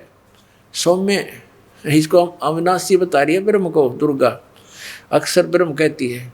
उस वेदने योग्य लक्ष्य का तुम वेदन करो, मन लगाकर उसमें तन्मय हो जाओ। सौम्य उपनिषद में कथित महान अस्त्र रूप धनुष को लेकर उपासना द्वारा तीक्ष्ण किया हुआ बाण संधान करो और फिर भावानुगत चित्त के द्वारा उस बाण को खींचकर उस अक्षर रूप ब्रह्म को अक्षर ब्रह्म समझो ही लक्ष्य बनाकर वेदन करो। उसका मंत्र क्या बता रही है अक्षर ब्रह्म का? ओम। प्रणव माने ओम, धनुष है, जीवात्मा जाप करे और ब्रह्म को उद्देश्य रखे। ब्रह्म पाने का उद्देश्य देख, यहाँ तो पर अक्षर ब्रह्म और फिर यहाँ ब्रह्म, ओम उसका नाम है ब्रह्म का। अब दुर्गा जी के ज्ञान का भी अंत देख लो आप, कहीं तक बोल रही है उसको अक्षर ब्रह्म है वो, और फिर कहते उसका मंत्र ओम है और ब्रह्म को लक्ष्य बनाओ और जीव आत्मा जाप करे। आगे देखो, उस एकमात्र परमात्मा को ही जाने, दूसरी सब बातों को छोड़ दे। यहाँ दुर्गा जी ने अपनी साधना को भी रिजेक्ट कर दिया कि केवल उस एक ब्रह्म को ही जाने, यही अमृत रूप परमात्मा के पास पहुंचाने वाला पुल है। यहाँ देखो, इस आत्मा का ओम के जप के साथ ध्यान करो। इससे अज्ञान में अंधकार से सर्वथा परे और संसार समुद्र से उस पार जो ब्रह्म है उसको पा जाओगे, तुम्हारा कल्याण हो। ब्रह्म ओम, ओम ब्रह्म का जाप है और इसी ब्रह्म को ये कभी तो अक्षर ब्रह्म कह रही है, यहाँ भी अक्षर ब्रह्म कहा है। तो इसे सिद्ध है कि ये कितनी विद्वान है। और इसने कहा कि इस ब्रह्म की पूजा करो और सबकी पूजा छोड़ दो। और वो ब्रह्म कहाँ रहता है? उसका ओम नाम है। वह यह सबका आत्मा ब्रह्म, ब्रह्मलोक रूप दिव्य आकाश में स्थित है। ये ब्रह्म ब्रह्मलोक में रहता है अपने आत्माओं। यही यजुर्वेद अध्याय नंबर 40 के मंत्र नंबर 17 में स्पष्ट है। वेद ज्ञान दाता ये ब्रह्म है। ये कहता है कि मैं ऊपर अंतरिक्ष में ब्रह्मलोक में रहता हूँ, स्वर्ग में रहता हूँ। और वो परमात्मा तो प्रोक्ष है, वो तो गुप्त है, उसकी जानकारी हमें नहीं है। वो तत्वदर्शी संतों से पूछो। यजुर्वेद अध्याय नंबर 40 के मंत्र 10 से लेकर 13 में तत्वदर्शी संतों की पहचान भी बताई है और उन्हीं से जानने के लिए कहा है। पूर्ण कंप्लीट स्पिरिचुअल नॉलेज को, यानी पूर्ण अध्यात्म ज्ञान को उन तत्वदर्शी संतों से ही पूछो। अब आपने देख लिया, दास ने एक शब्द बोला था कि किसी को भी आध्यात्मिक ज्ञान नहीं है, इनका आध्यात्मिक मार्ग शून्य है, ज्ञान शून्य है। तो उस समय तो आपको ऐसा खटका होगा जैसे कुनीन की फांकी ला ली। अब इस सदग्रंथ जिसको आप सिरोधार्य मानते हो, इसको पढ़कर आपको ऐसा लगा होगा कि हम कहाँ सोए पड़े थे, हमने खो दिया जीवन सारा। इन सदग्रंथों को पवित्र हिंदू धर्म के अनुयायी हिंदी वाले कोई पढ़ते आ रहे हैं, लेकिन कहते हैं गुरु बिन काऊ न पाया ज्ञान, जो थोथा भूछड़े मूड किसाना। गुरु बिन वेद पढ़े जो प्राणी, समझे न सार रहे ज्ञान। अब आगे थोड़ा सा और एक झलक दिखाता हूँ इसी पवित्र पुराण पे, छठे स्कंद में। और ये ब्राह्मण लोग, ऋषि लोग, महर्षि कितने विद्वान थे ये देखिएगा। श्रीमद् देवी भागवत छठा स्कंद पृष्ठ 414। और यहाँ देखिएगा, जन्मेजय ने पूछा, जन्मेजय ने पूछा, महाभाग किस युग में कैसा धर्म का स्वरूप है? इस संपूर्ण विषय को विशेष रूप से बताने की कृपा कीजिए। व्यास जी बोले, राजन ये निश्चय ही है कि सतयुग में ब्राह्मण वेद के पूर्ण विद्वान थे। उनके द्वारा निरंतर भगवती जगदम्बा की आराधना होती थी। भगवती का दर्शन करने के लिए उनका मन सदा ललायित रहता था। प्रत्येक गांव में शक्ति मंदिर का उद्घाटन हो, यानी दुर्गा का मंदिर हो, इस विषय की उनके मन में बड़ी उत्सुकता थी। अब देखिए क्या कहा है व्यास जी ने कि सतयुग के ब्राह्मण, ऋषि, महर्षि जिनको कहते हैं, ये वेद के पूर्ण विद्वान थे और दुर्गा की पूजा करते थे। ये खाक विद्वान थे वेद के। वेद में कहीं लिखा है दुर्गा की पूजा के विषय में? और अभी आपने पढ़ा इसी पवित्र देवी पुराण के 7वें स्कंद में और 562 पृष्ठ पे हिमालय को ज्ञान देते समय दुर्गा खुद कह रही है कि मेरी पूजा भी त्याग दो, केवल एक ब्रह्म की पूजा करो, जैसा इसने नॉलेज है। और कहा उसका ओम नाम है, ओम नाम का जाप करो, ब्रह्म प्राप्ति उद्देश्य रखो, इससे तुम्हारा कल्याण होगा और तुम उसको प्राप्त कर जाओगे जो ब्रह्म लोक में रहता है। अब इन सतयुग के विद्वानों को दुर्गा के इस स्टेटमेंट ने फेल कर दिया। वो तो कहती है कि ब्रह्म का जाप करो, सब मेरी पूजा भी त्याग दो और सब बातों को छोड़ दो। और ये वेद के विद्वान कहाँ हैं? और ये कहते हैं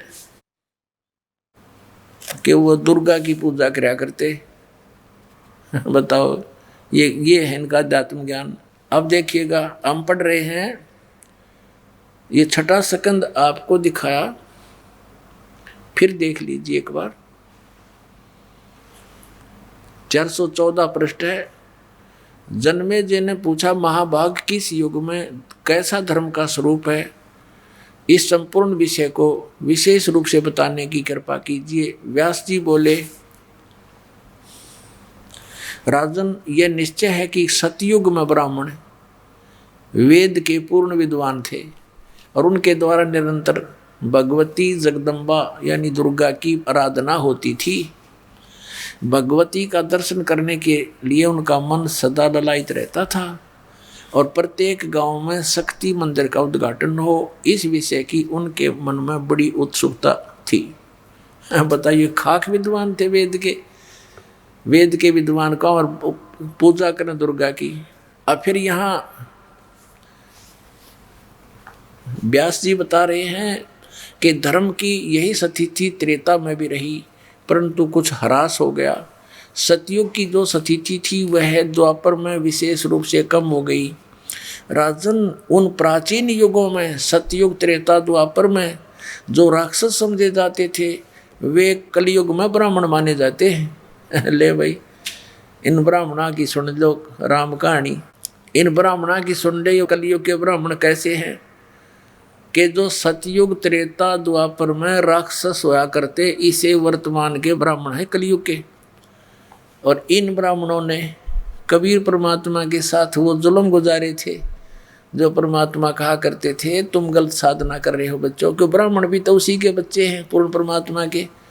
वो सबको सावधान करना चाहते थे कि तुम दोषी हो रहे हो इनको गुमराह करके, लेकिन उन्होंने ऐसे जुल्म गुजारे थे, उनका लीला पढ़ लो तो आंखों से आंसू नहीं सूखे हैं।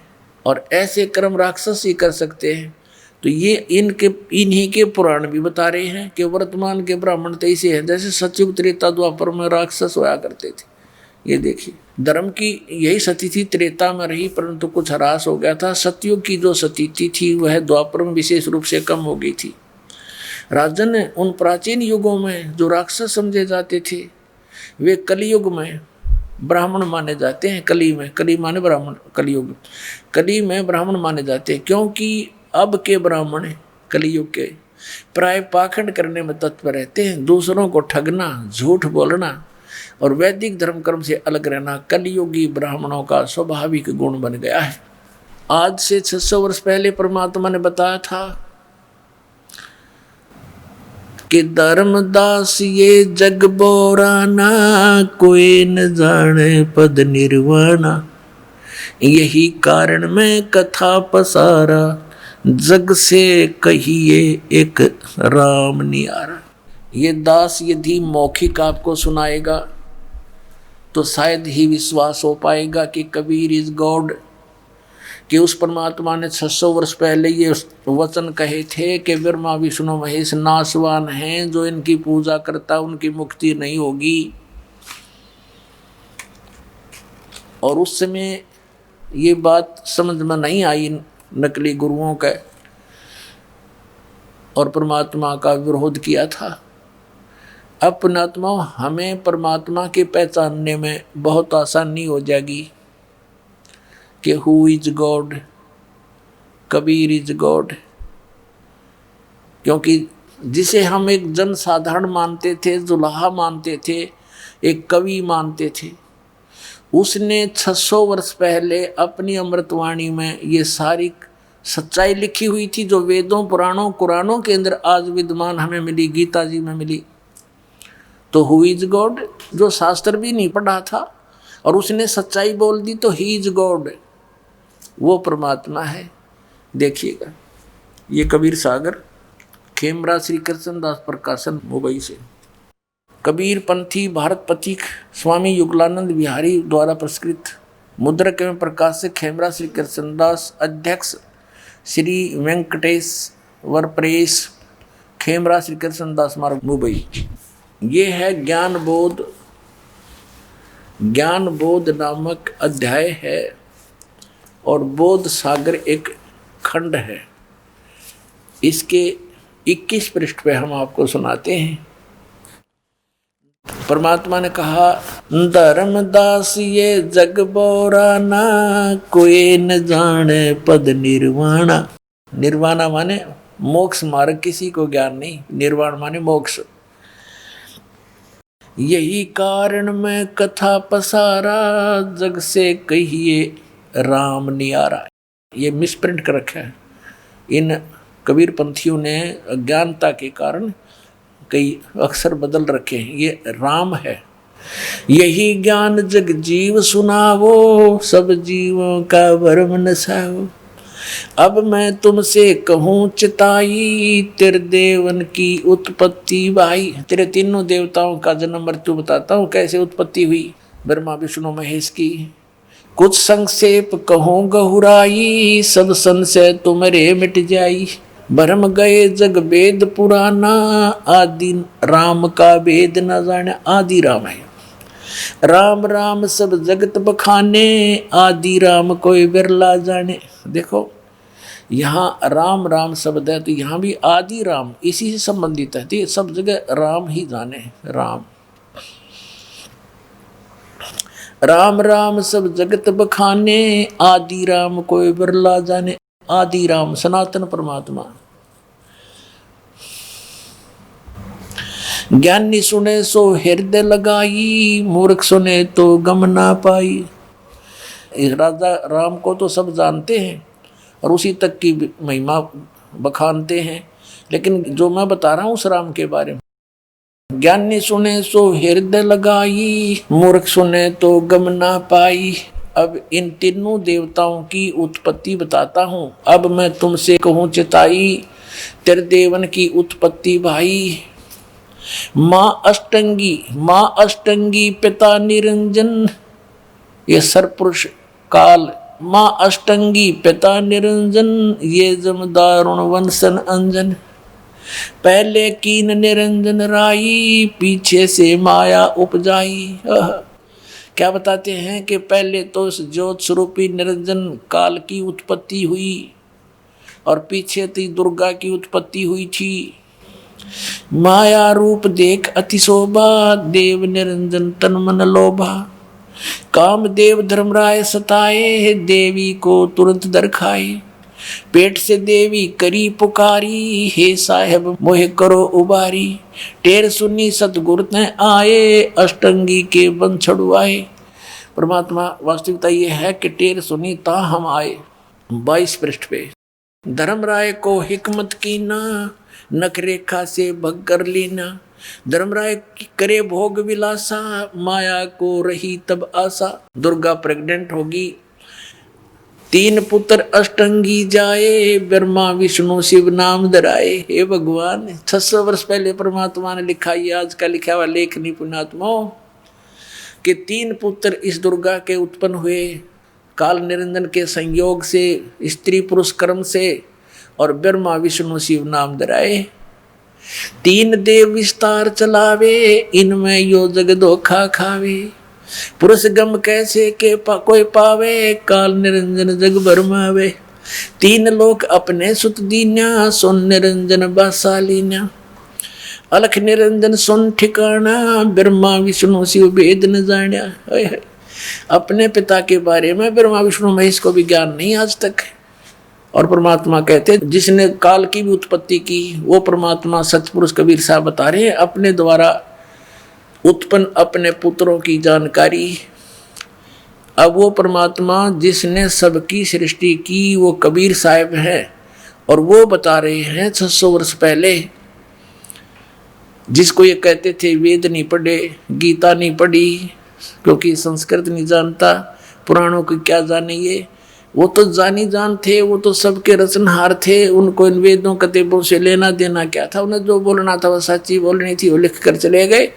आज इसी सच्चाई का समर्थन हमारे पवित्र सदग्रंथ कर रहे। इससे सिद्ध हो रहा है कि कबीर इज गॉड है, वो कबीर सृजनहार है, हमारा सबका क्रिएटर है। अब देखिएगा, 3 देव सो उसको धावे, निरंजन का वो पार ना पावे। अलख निरंजन बड़ा बटपारा, बटपारा माने ठग है ये, धोखा देने वाला। तीन लोक जीव कीन आहारा, ब्रह्मा विष्णु शिव नहीं बचाए, सकल खाए पुन दूर उड़ाए। तिनके सुत हैं तीनों देवा, अंदर जीव करते हैं सेवा। अब दे तोड़ पाड़ दिया परमात्मा ने, कमाल कर दिया कि इन दुर्गा और काल के सुत हैं, पुत्र हैं ये तीन देवता, ब्रह्मा विष्णु और शिव, और अंधर जीव, तत्व ज्ञानहीन प्राणी अंधे, तत्व ज्ञान नेत्रहीन अंधे यानी ज्ञानहीन, इन्हीं की पूजा करते हैं। सेवा माने पूजा। तिनके सुत हैं तीनों देवा, अंदर जीव करते हैं सेवा। अंधे इनकी पूजा करते हैं। अकाल पुरुष का हूँ नहीं चीन्या, काल पाए सभी गए लीन्या। ऐसा राम सकल जग जाने, आद राम को ना पहचाने। तीनों देव और असुर अवतारा, ताको भजे सकल संसारा। तीनों गुण का ये विस्तारा, धर्मदास मैं कहूँ पुकारा। गुण तीनों की भक्ति में, भूल पड़ो संसारी। कहे कबीर निज नाम बिन, कैसे उतरो पार। पुण्यात्माओं, ये तो आप जी ने परमेश्वर कबीर जी द्वारा लगभग 600 वर्ष पहले बोला यथार्थ ज्ञान उस पवित्र कबीर सागर के अंदर पढ़ा, जो आदरणीय धर्मदास जी ने लिपिबद्ध किया था। अब हम ये देखना चाहेंगे कि यदि ये वचन, यही जानकारी हमारे पवित्र सदग्रंथ पुराणों में मिल जाती है, तो फिर हु इज गॉड, कौन है भगवान और कौन है विद्वान? कबीर इज गॉड और कबीर ही है विद्वान। अब दिखाते हैं आपको। ब्रह्मा विष्णु शिव की उत्पत्ति की थोड़ी सी झलक दिखाते हैं। और ये तीनों नासवान हैं, ये भी दिखाते हैं। ये देखिएगा, श्रीमद् देवी भागवत और गीता प्रेस गोरखपुर से प्रकाशित है। संपादक हनुमान प्रसाद पोदार, चिमनलाल गोस्वामी। प्रकाशक के मुद्रक हैं गीता प्रेस गोरखपुर, गोविंद भवन कार्यालय कोलकाता का संस्थान। ये इनके फोन और फैक्स नंबर है। इसके 123 पृष्ठ पर हम आते हैं। तीसरा स्कंद है और ये चौथा अध्याय चल रहा है। 123 पृष्ठ पे भगवान विष्णु जी अपनी माता दुर्गा की स्तुति कर रहे हैं। तुम शुद्ध स्वरूपा हो, यह सारा संसार तुम इसे उद्भासित हो रहा है। मैं ब्रह्मा और शंकर, हम सभी तुम्हारी कृपा से विद्यमान हैं। हमारा आविर्भाव और तिरोभाव हुआ करता है। केवल तुम ही नित्य हो, जगत जननी हो, प्रकृति और सनातनी देवी हो। स्पष्ट हो गया। विष्णु जी कह रहे हैं मैं ब्रह्मा और शंकर, हमारा तो आविर्भाव माने जन्म और तिरोभाव माने मृत्यु हुआ करता है। केवल तुम ही नित्य हो, जगत जननी हो। ये भी प्रकृति भी दुर्गा को कहते हैं, ये भी ध्यान रखना, आपको गीता जी में काम आओगे। और सनातनी देवी हो। भगवान शंकर बोले देवी, यदि महाभाग विष्णु तुम्ही से प्रकट हुए हैं तो उनके बाद उत्पन्न होने वाले ब्रह्मा भी तुम्हारे बालक हुए। फिर मैं तमोगुणी लीला करने वाला शंकर क्या तुम्हारी संतान नहीं हुआ? अर्थात मुझे भी उत्पन्न करने वाली तुम ही हो शिवे। संपूर्ण संसार की सृष्टि करने में तुम बड़ी चतुर हो। अपने आत्माओं, ये तो एक सदग्रंथों वन है। वन हमने जितनी जड़ी की जरूरत है वो निकाल लेंगे, औषधि बना लेंगे। बाकी वन का हम क्या करेंगे ये देखना, वो औषधि निकाल रखिए। इस संसार की सृष्टि, स्थिति और संहार में तुम्हारे गुण सदा समर्थ है। इन्हीं तीनों गुणों से उत्पन्न हम रजगुण ब्रह्मा, सतगुण विष्णु, तम गुण शिव जी, ब्रह्मा विष्णु शंकर नियमानुसार कार्य में तत्पर रहते हैं। अपने आत्माओं, इस पवित्र देवी पुराण के इस थोड़े से विवरण में कितने कंसेप्ट क्लियर कर दिए? 5। नंबर 1 तो ये हो गया कि ब्रह्मा विष्णु महेश नाशवान है। दूसरा ये हो गया कि इनकी जन्म मृत्यु होती है। तीसरा ये हो गया कि दुर्गा इनकी माता है, और चौथा ये हो गया कि प्रकृति भी दुर्गा को कहते हैं, और पांचवा ये हो गया कि रजगुण ब्रह्मा, सतगुण विष्णु, तमगुण शिव जी, और छठा ये हो गया कि ये केवल नियमित कार्य ही कर सकते हैं, जिसका जैसा कर्म है उतना ही दे सकते, उसमें कोई परिवर्तन नहीं कर सकते, ना घटा सकते ना बढ़ा सकते। तो ये 5 कंसेप्ट क्लियर हो गए। चाहे न 6 कह लो, क्योंकि दुर्गा इनकी माता है, इनका जन्म मृत्यु होता है, और ये अविनाशी नहीं, जन्म मृत्यु होता है तो अविनाशी भी नहीं है, तो इसको हम एक ही गिन लेते हैं। तो ये 5 कंसेप्ट क्लियर हो गए थोड़े से विवरण में। अरे 5500 वर्ष हो गए इनको कागज पे लिखे हुए को, इन सदग्रंथों को, और आज तक ये हमारे धार्मिक गुरु ये नकली कख नहीं बता सके। हमारे उवाबाई भक्ते श्री कृष्ण जी अखिल ब्रह्मांड के स्वामी हैं, अखिल ब्रह्मांड के नायक हैं, श्री कृष्ण स्वयं भगवान हैं, इसके अतिरिक्त कोई भगवान ही नहीं है। इन्हें कख का पता है? उवाबाई बक रहे हैं, दुनिया को मूर्ख बना दिया, काल के मुंह में फंसा दिया, सब भूत बनवा दिए, शास्त्र विरुद्ध साधना करवा के। अब और डिटेल दिखाते हैं कि इनका पिता कौन है। माँ का तो बेड़ा पट गया पवित्र दुर्गा पुराण में, देवी पुराण में। अब संक्षिप्त शिव पुराण दिखाते हैं आपको। गीता प्रेस गोरखपुर से प्रकाशित, संपादक हनुमान प्रसाद पोदार, ये वहीं से गीता प्रेस गोरखपुर से प्रकाशित व मुद्रित है। गोविंद मोहन कार्यालय कोलकाता का संस्थान गोरखपुर। अब इसके आपको 98वें पृष्ठ से शुरू कराते हैं। ये 98वें पृष्ठ संक्षिप्त शिव पुराण, इसके लास्ट से लेंगे थोड़ा सा, इससे आगे लिंक बन जाता है, इसका कर्म बन जाता है।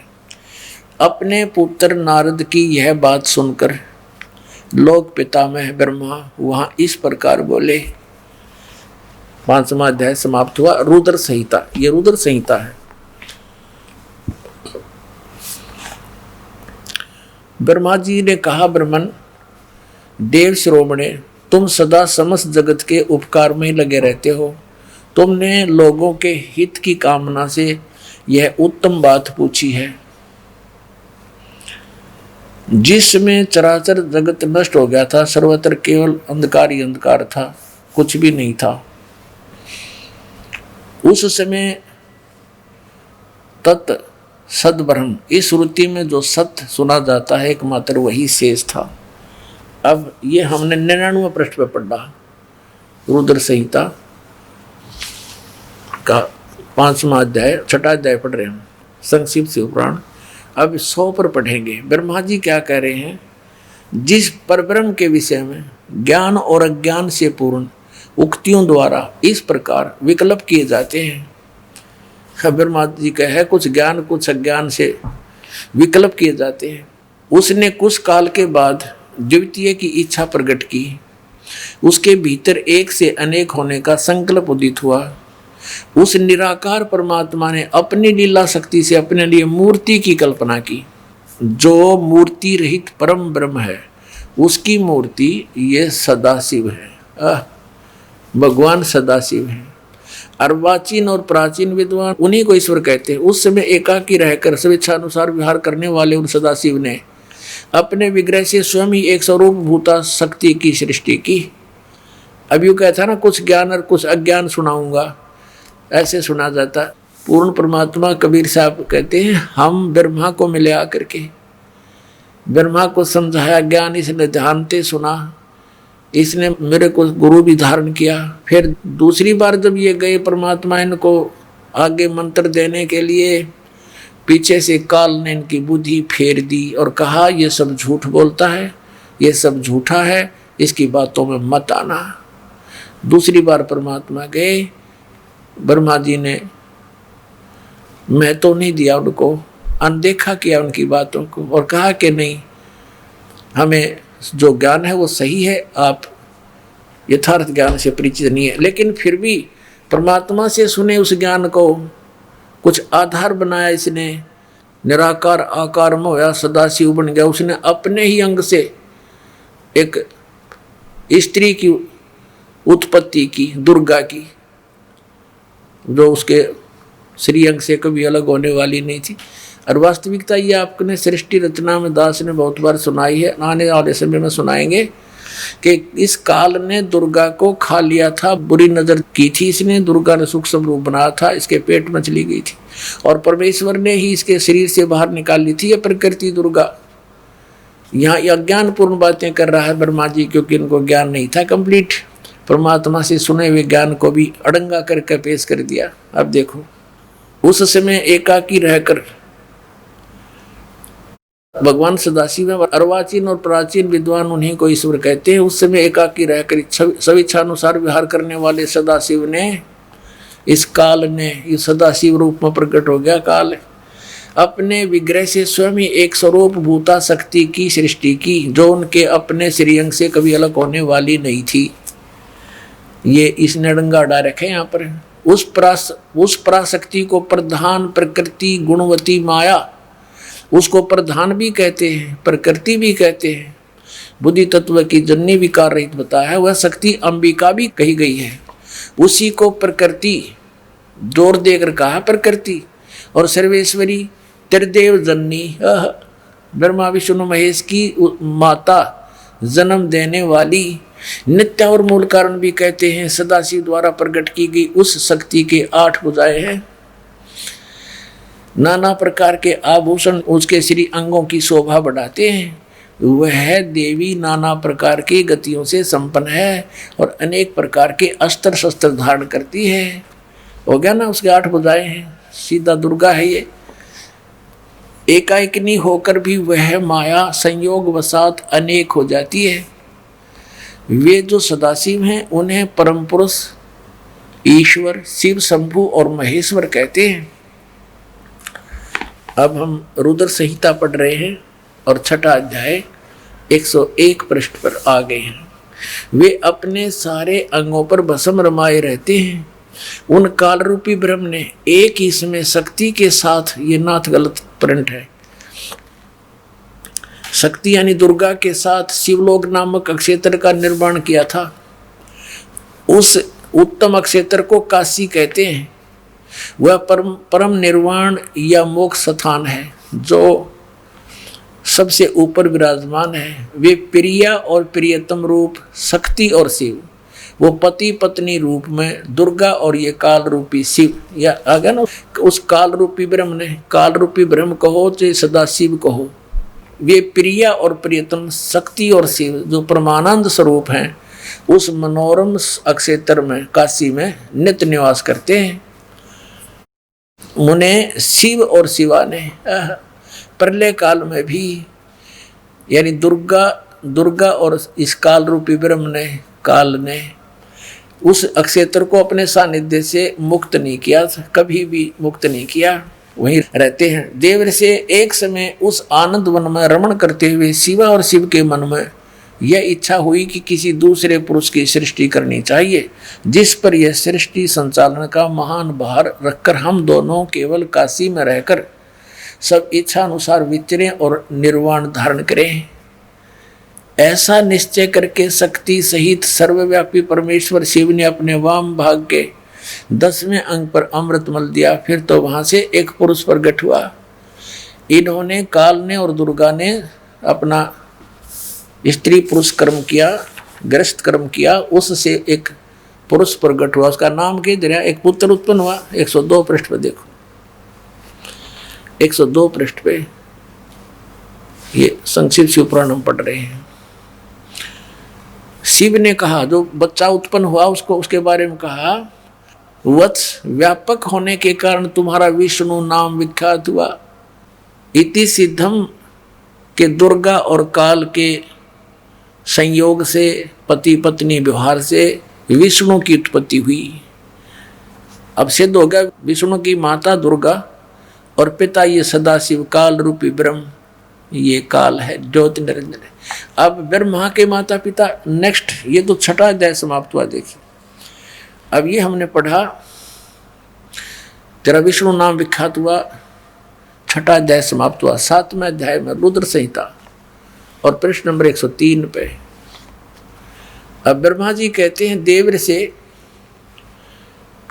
तत्पश्चात कल्याणकारी परमेश्वर सांब सदाशिव ने इस काल ने पूर्ववत प्रयत्न करके, जैसे विष्णु उत्पन्न किया था दुर्गा से संयोग से, अपने दाहिने अंग से मुझे उत्पन्न किया।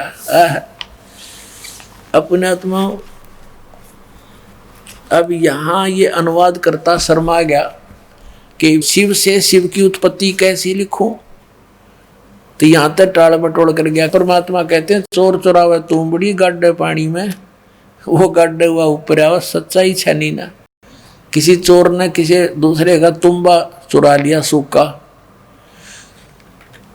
एक फुटबॉल जैसा होया करे, इतना लंबा, ये समझ लो सीताफल जैसा, पेठे जैसा, और वो सूखने के बाद बिल्कुल खाली हो जाता अंदर से। साधु लोग उसको एक तारा भी बनाते थे, उसमें जल भी रखते थे, और वो चोर छुपाने के लिए जल में बढ़ गया और वो नीचे छोड़ा हुआ है।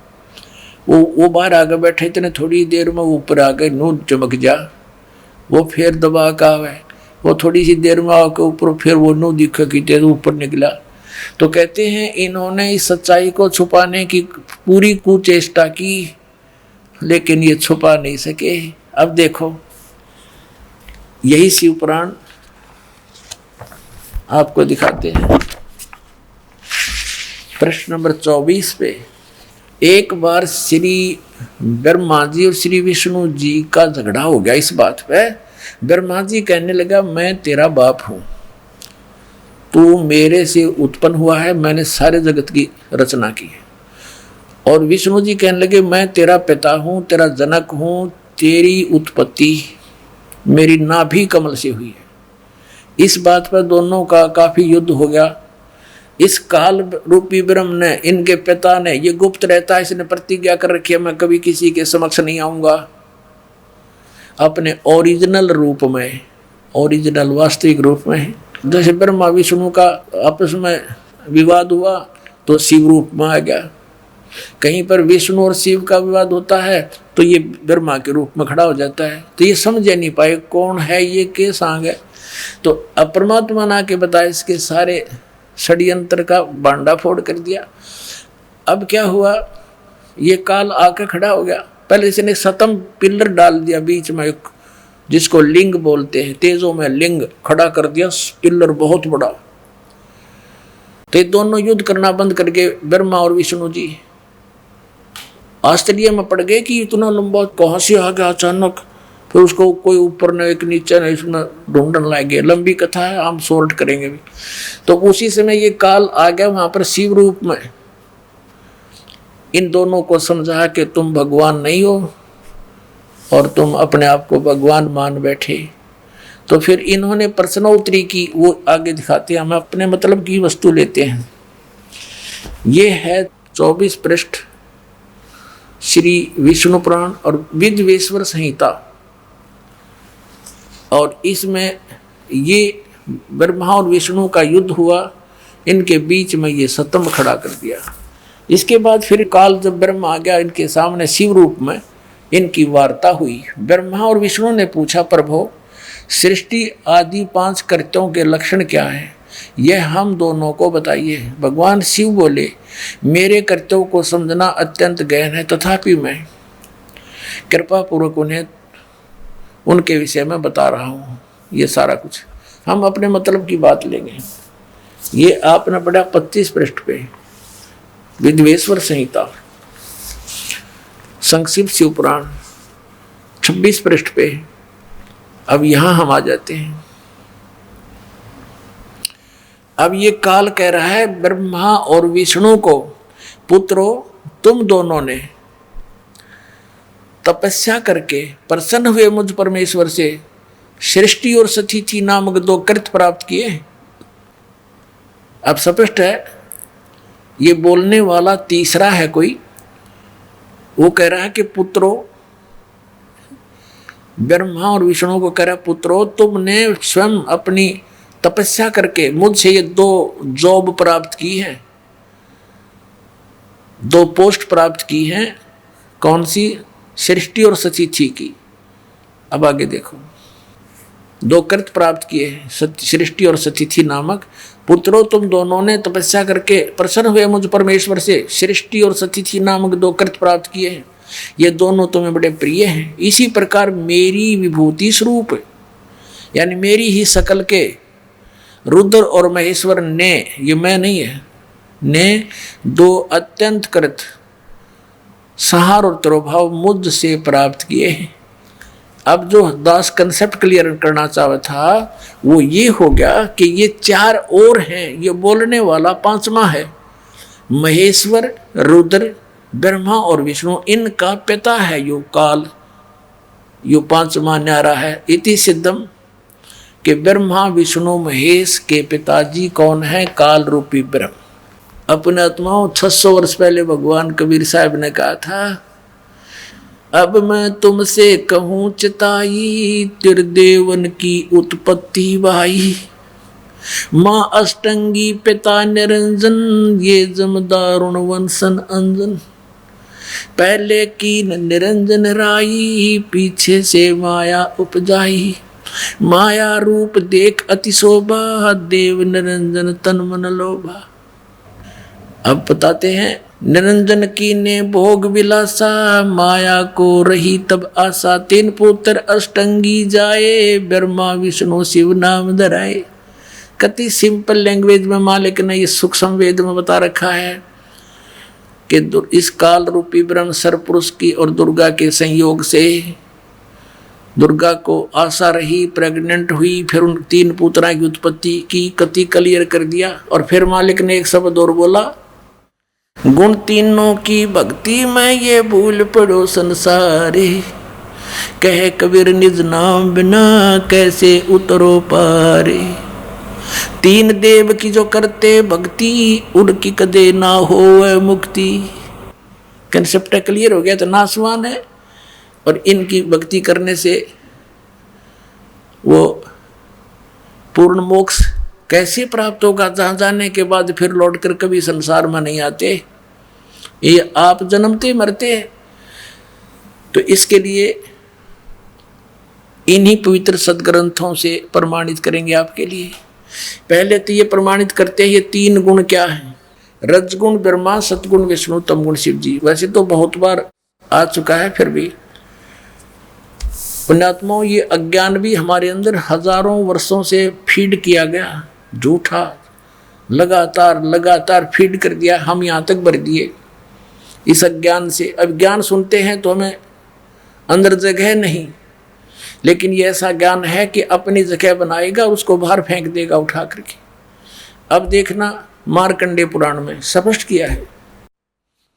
ये अपने पवित्र पुराण सदग्रंथ हैं जिनको हम सर्वधार्य मानते रहे, पढ़ते रहे और खरीदते रहे। ये गीता प्रेस गोरखपुर से प्रकाशित है। प्रकाशक एवं मुद्रक हैं गीता प्रेस गोरखपुर, गोविंद भवन कार्यालय कोलकाता का संस्थान। अब इसके 123 पृष्ठ पर ले चलते हैं आपको। 123 पृष्ठ पे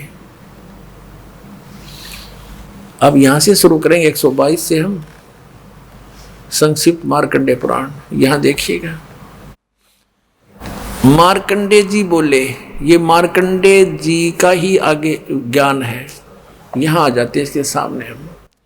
रजगुण प्रधान ब्रह्मा, तमोगुण प्रधान रुद्र और सतोगुण प्रधान विश्वपालक विष्णु हैं। ये ही 3 देवता हैं और ये ही 3 गुण हैं। वैसे तो पुण्यात्माओं कहते हैं बुद्धिमान को संकेत गणाओ है, बहुत होता है, फिर भी क्योंकि हम बहुत दिनों से रंगे पड़े हैं, कई मन में थोड़ा सा भी कंसेप्ट क्लियर ना हुआ तो ये काल फिर स्थान बना जाएगा आपके अंतःकरण में। लेकिन दास ऐसी जगह छोड़ना को ना कि ये फिर समा जाए आपके अंदर। ये देखिएगा श्रीमद् देवी भागवत, ये प्रथम भाग, ये कहाँ से प्रकाशित है? अथ देवी भागवतम सभाष्टीकम सहमात्यम, खेमरा श्री कृष्ण दास प्रकाशन, बम्बई 4। अब हम इसके यहाँ आते हैं। ये है अथ श्री मद देवी भागवते भाषा टीका युक्ते तृतीय स्कंद है सब प्रारंभते, ये 3रा स्कंद प्रारंभ। इसके हम 11 पृष्ठ पर ले चलते हैं आपको। ये 11 पृष्ठ है। और ये तीसरा स्कंद है, भाषा टीका तृतीय स्कंद अध्याय 5। ये अध्याय 5 का ये 7वां श्लोक यहाँ समाप्त हुआ और 8वां प्रारंभ होता है। भगवान शंकर कहते हैं, हे माता, यदि हमारे ऊपर सदा आप दया युक्त हो तो हमको तमोगुण में किस प्रकार प्रदान किया है, और ब्रह्मा रजोगुण और हरि सतगुण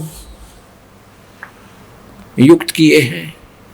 अब संस्कृत भी पढ़ेंगे हम। 7वां ये समाप्त हुआ, 8वां प्रारंभ होता है।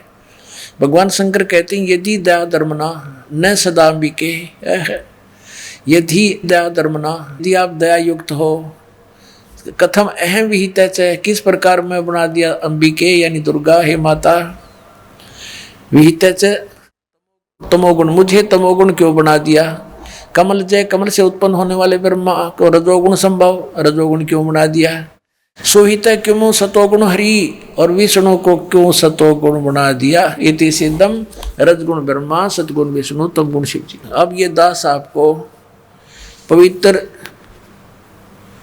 श्रीमद् भगवत गीता के अंदर दिखाएगा। गुण तीनों की भक्ति में ये भूल पड़ो संसारे, कह कबीर निज नाम बिना कैसे उतरो पार, तीन देव की जो करते भक्ति उनकी कदे ना होवे मुक्ति। तभी तो हमारे सारे पूर्वज भूत बनवा दिए न ज्ञानियों ने, और फिर हमारे से श्राद्ध कटवाओ, तुम्हारे पिताजी स्वर्ग में भूखे हैं। नकलियो, स्वर्ग में जब कुछ है ही नहीं, वो स्वर्ग कहाँ हो गया जिसमें भूखे मरे हमारे पूर्वज।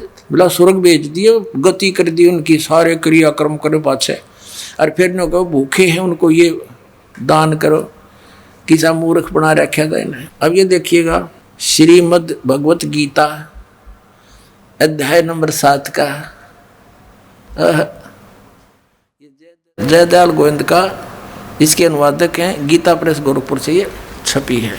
ये देखिएगा अध्याय नंबर 7 के 1, 2, 3 में गीता ज्ञानदाता कहता है कि अर्जुन, अब ऐसा ज्ञान बताने जा रहा हूँ जिसको जानने के बाद कुछ भी जानना शेष नहीं रहेगा।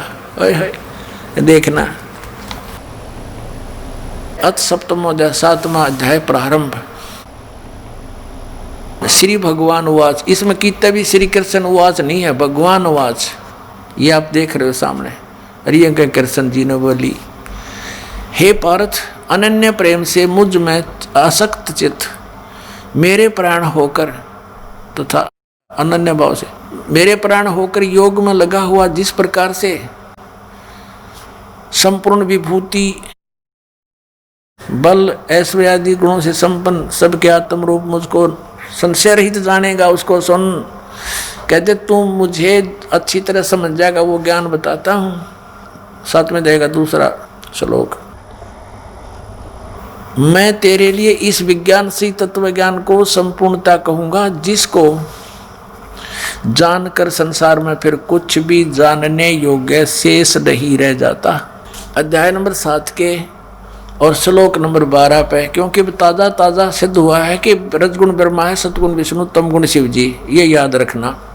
अब ये गीता ज्ञान दाता ब्रह्म है, काल है, और ये कह रहा है कि और भी जो सतगुण से उत्पन्न होने वाले भाव हैं, सतोगुण यानी विष्णु से सतिथि, और जो रजगुण से तथा तमगुण से, रजगुण ब्रह्मा जी से उत्पत्ति, तमोगुण से संहार शंकर जी से, तमगुण शंकर से संहार होने वाले भाव हैं, उन सबको मुझसे ही होने वाले हैं ऐसा जान, परंतु वास्तव में उनमें मैं और वे मुझ में नहीं है।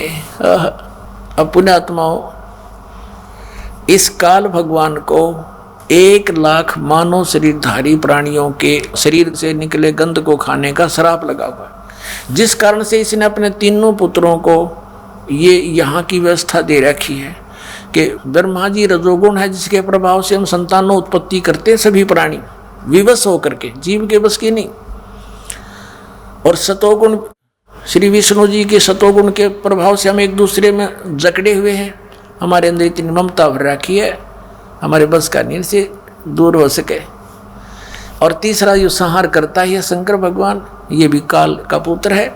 तो इन तीनों से ये कहता है कि जो रजगुण से होता है वो ब्रह्मा जी से उत्पत्ति और विष्णु जी से स्थिति और शिव जी से संहार, जो कुछ भी हो रहा है इसका निमित्त कारण तो मैं ही हूँ, पर मैं इनके सामने नहीं आता, इनसे अलग रहता हूँ। अब आगे चलते हैं, देखिएगा अध्याय नंबर 7 और श्लोक नंबर आपने 12 पढ़ लिया। और भी जो सतोगुण से उत्पन्न होने वाले भाव हैं, यानी सतिथि, और रजोगुण जो ब्रह्मा से सृष्टि उत्पत्ति, और तमोगुण शंकर से जो संहार होता है, उन सब को मुझसे ही होने वाले हैं ऐसा ही जान, परंतु वास्तव में इनमें मैं और वे मुझ में नहीं है, इनसे बाहर है ये। अब 13वें में कहा है कि गुणों के कार्य रूप सात्विक, राजस और तामस, इन तीनों प्रकार के भाव से, यानी इन्हीं के ऊपर आसक्त ये सारा संसार प्राणी समुदाय मोहित हो रहा है, इन तक सीमित है, ब्रह्मा विष्णु महेश तक। इन तीनों गुणों से, रजगुण ब्रह्मा, सदगुण विष्णु, तमगुण शिव जी से परे मुझ अविनाशी को नहीं जानता। ये कहते हैं इनसे ऊपर हूं मैं, अलग हूं। अब आगे देखो, अब 14 में कमाल कर दिया, श्लोक नंबर 14 7वें अध्याय का। क्योंकि यह अलौकिक अर्थात अति अद्भुत त्रिगुणमयी मेरी माया, रजगुण ब्रह्मा, सतगुण विष्णु, तमगुण शिव जी के द्वारा फैलाया गया ये जाल, ये बड़ी दुस्तर है, बड़ा खतरनाक है। जो पुरुष केवल मुझको निरंतर भजते हैं वे इस माया को ब्रह्मा विष्णु महेश से ऊपर उठ जाते हैं, उल्लंघन कर जाते हैं।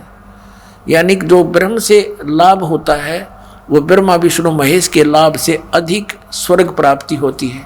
अब यहाँ कहते हैं 15वें श्लोक में कमाल कर दिया, 7वें अध्याय के गीता जी में, माया के द्वारा जिनका ज्ञान हरा जा चुका है, रजगुण ब्रह्मा, सतगुण विष्णु और तमगुण शिव जी रूपी इस त्रिगुणमयी माया द्वारा जिनका ज्ञान हरा जा चुका है, जो केवल इन्हीं की भक्ति तक सीमित है, इनसे आगे किसी की सुनना नहीं चाहते।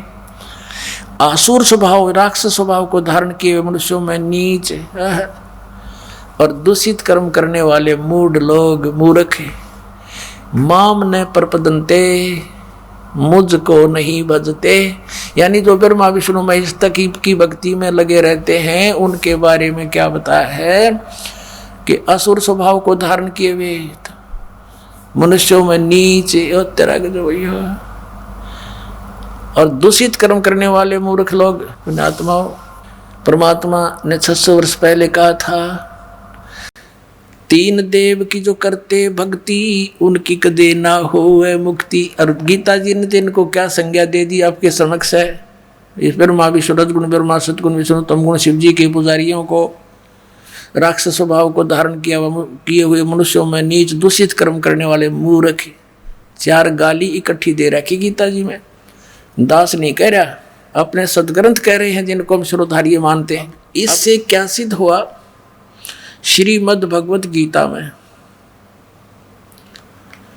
ये स्पष्ट हो गया, इन तीनों गुण की भक्ति में ये भूल पड़ो संसारी, कहे कबीर निज नाम बिना कैसे उतरो पार। हरे राम हरे कृष्ण राधे राधे श्याम मिला दे, एवं नमः ओम श्री सतगुरुदेव एवं नमः, ये इस तरह के मनमुखी साधनाएं हैं, शास्त्र विधि के विरुद्ध हैं ये मंत्र। अब इसमें स्पष्ट हो गया है, परमात्मा ने कहा था 3 देव की जो करते भक्ति उनकी कदी ना हुआ मुक्ति। इस पवित्र श्रीमद् भगवत गीता ने स्पष्ट कर दिया कि इन तीनों देवताओं की भक्ति करते हैं वो है तो शास्त्र विरुद्ध है, और राक्षस स्वभाव को धारण किए मनुष्यों में नीच, दूषित कर्म करने वाले मूर्ख, ये ब्रह्म कहता है मेरी भक्ति भी ना करते। अब इनको ऐसा क्यों कहा, जैसे एक बार श्री ब्रह्मा रजगुण की भक्ति की थी हिरण्यकशिपु ने, रजगुण ब्रह्मा जी की, और सिद्धि प्राप्त करके भगवान बन बैठा, अपने ही पुत्र प्रहलाद का शत्रु बन गया, और वो जुल्म गुजारे उस पुण्यात्मा के साथ।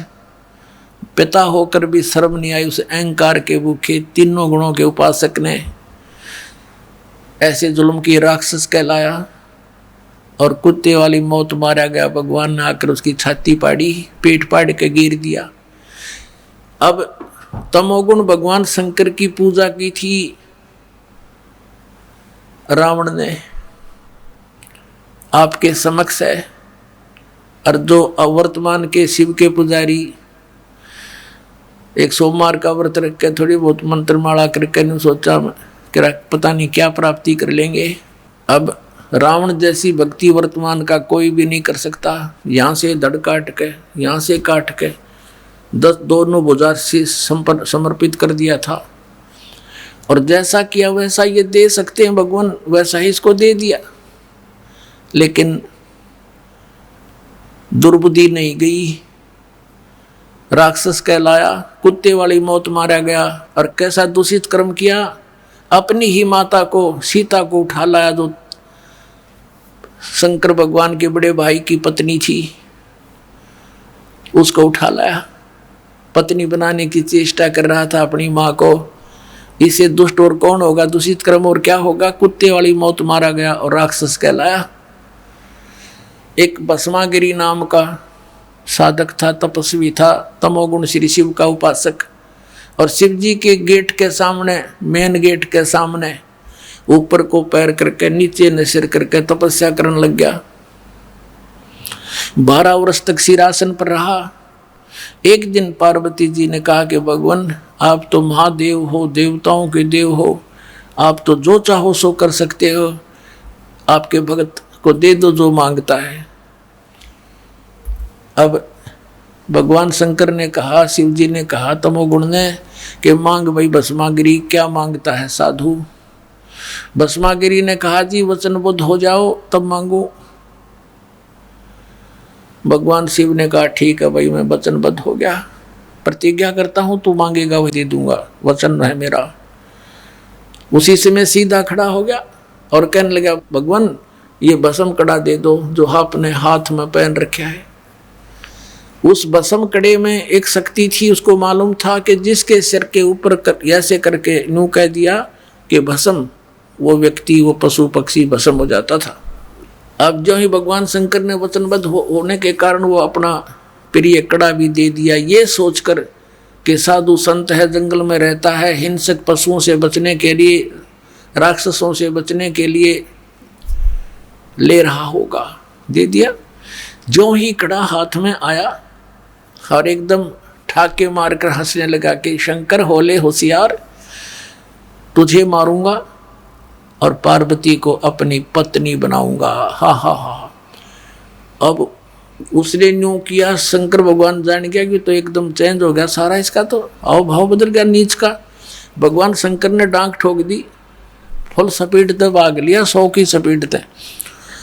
आगे आगे भगवान और पीछे पीछे पुजारी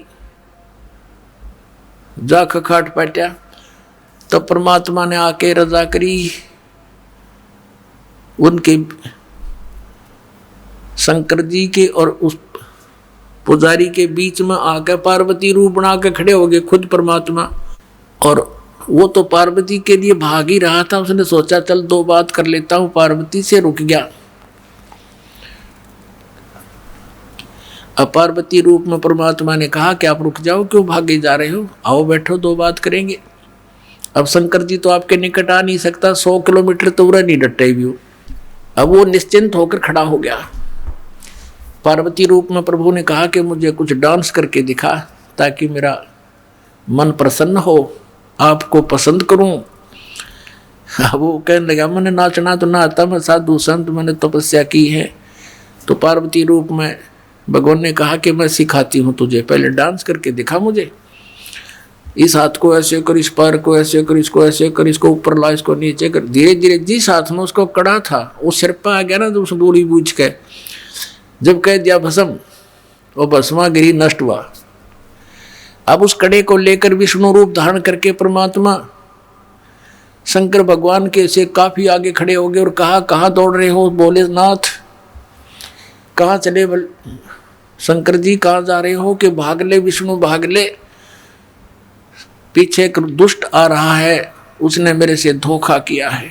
तब विष्णु रूप में प्रभु ने कहा कि देख यू तेरा कड़ा में ले आया, उससे भाग डरे मत, वो मैंने नाश मार दिया है। कि नहीं नहीं ये कोई और होगा, कि वही है, चिंता ना कर। दौड़ता दौड़ता पूछ रहा कैसे क्या कर दिया? कि मैंने उसको ऐसे ऐसे पार्वती रूप बनाया, उसके सामने खड़ा हो गया, उसको गंड नाच नचा के और उसको ऐसे किया जब वो मार दिया।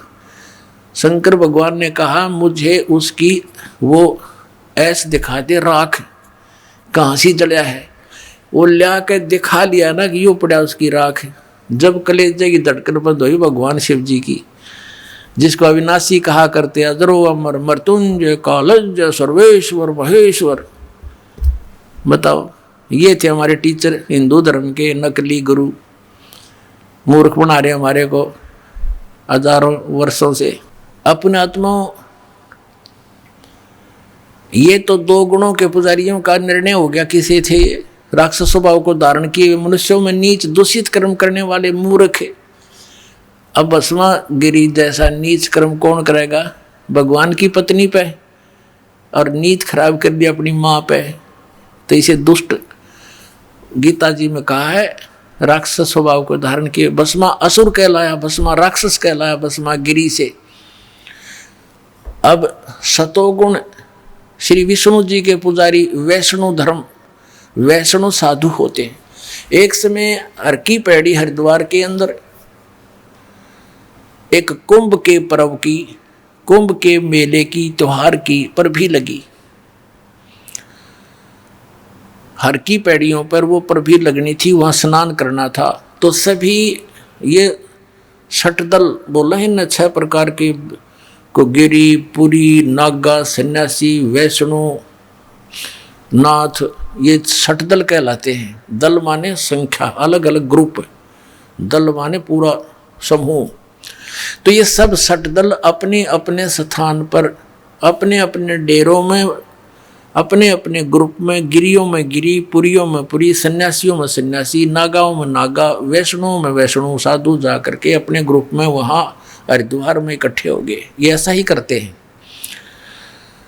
और जब स्नान करने का समय आता है उस समय ये सभी चल पड़ते हैं अपने मुखिया के पीछे पीछे। अपने अपने अलग अलग गिरियों का मुखिया अलग होता है, पुरियों का अलग, सन्यासियों का अलग, वैष्णव का अलग, नागाओं का अलग। ये नागा और गिरी, पुरी, सन्यासी और ये नाथ, ये सारे तमोगुण शिव के उपासक, सतोगुण विष्णु के उपासक, वैष्णव साधु। पहले नागा पहुंच गया पूरा ग्रुप, कोई हजारों की संख्या में, 50-60 हजार। और हर की पैड़ी पर नहाने के लिए पोजीशन पकड़ के पहले स्नान करने लगे। पीछे से आगे वैष्णव का समूह पूरा। वैष्णव ने आकर कहा कि हे सतोगुण विष्णु, विष्णु के उपासकों ने कहा कि हे नागाओ, तुम पहले स्नान मत करना, प्रथम हम स्नान करेंगे, हम सर्वश्रेष्ठ हैं। नागा कहने लगे नहीं, हम सर्वश्रेष्ठ हैं, हम प्रथम स्नान करेंगे, हम त्यागी और बैरागी हैं, हम नी इच्छा रहते हैं, हम वस्त्र तक भी ग्रहण नहीं करते और हम सर्वश्रेष्ठ हैं, हम प्रथम स्नान करेंगे। अब वैष्णव साधु कहने लगे वो संत कि तुम काहे के श्रेष्ठ हो, हैं? तुम नंगे फिरते हो पशु की तरह, राख लपेटे रहते हो, आज तुम नहाने वाले बन गए, शरण फिरो, टट्टी के हाथ भी ना धोते तुम, आज प्रथम स्नान करने पर तुल गए हो। अब इतनी बात से वो क्षुब्ध हो गए। कौन? नागा। भगवान भूल गए, वो कुंभ का मेला की पर भी भूल गए, उल्टे फिर गए एकदम। और उसने उनके बाल पकड़ दिए, उसने उनके गुट्टम गुट्टा, फिर तलवार निकाल लाए, तीर मारे एक दूसरे के, पूरी छुरी घोंप देनो एक, यानी बुड़के भर भर काट खाए, कत्लेआम कर दिया। 25,000 ये त्रिगुण उपासक कटका भर गए वहां हर की पैड़ी हरिद्वार के अंदर। ओए होए। अब इसके विषय में सुख संवेद में कहा है, तीर तुपक तलवार कटारी जमदड़ जोर बदावे हैं, हर पैड़ी हर हेत न जाण्या वाजा तेग चलावे हैं, काटे शीस नहीं दल करुणा ये जग में साध कवावे हैं, जो जन इनके दर्शन को जावे उनको भी नरक पठावे हैं। ओए होए।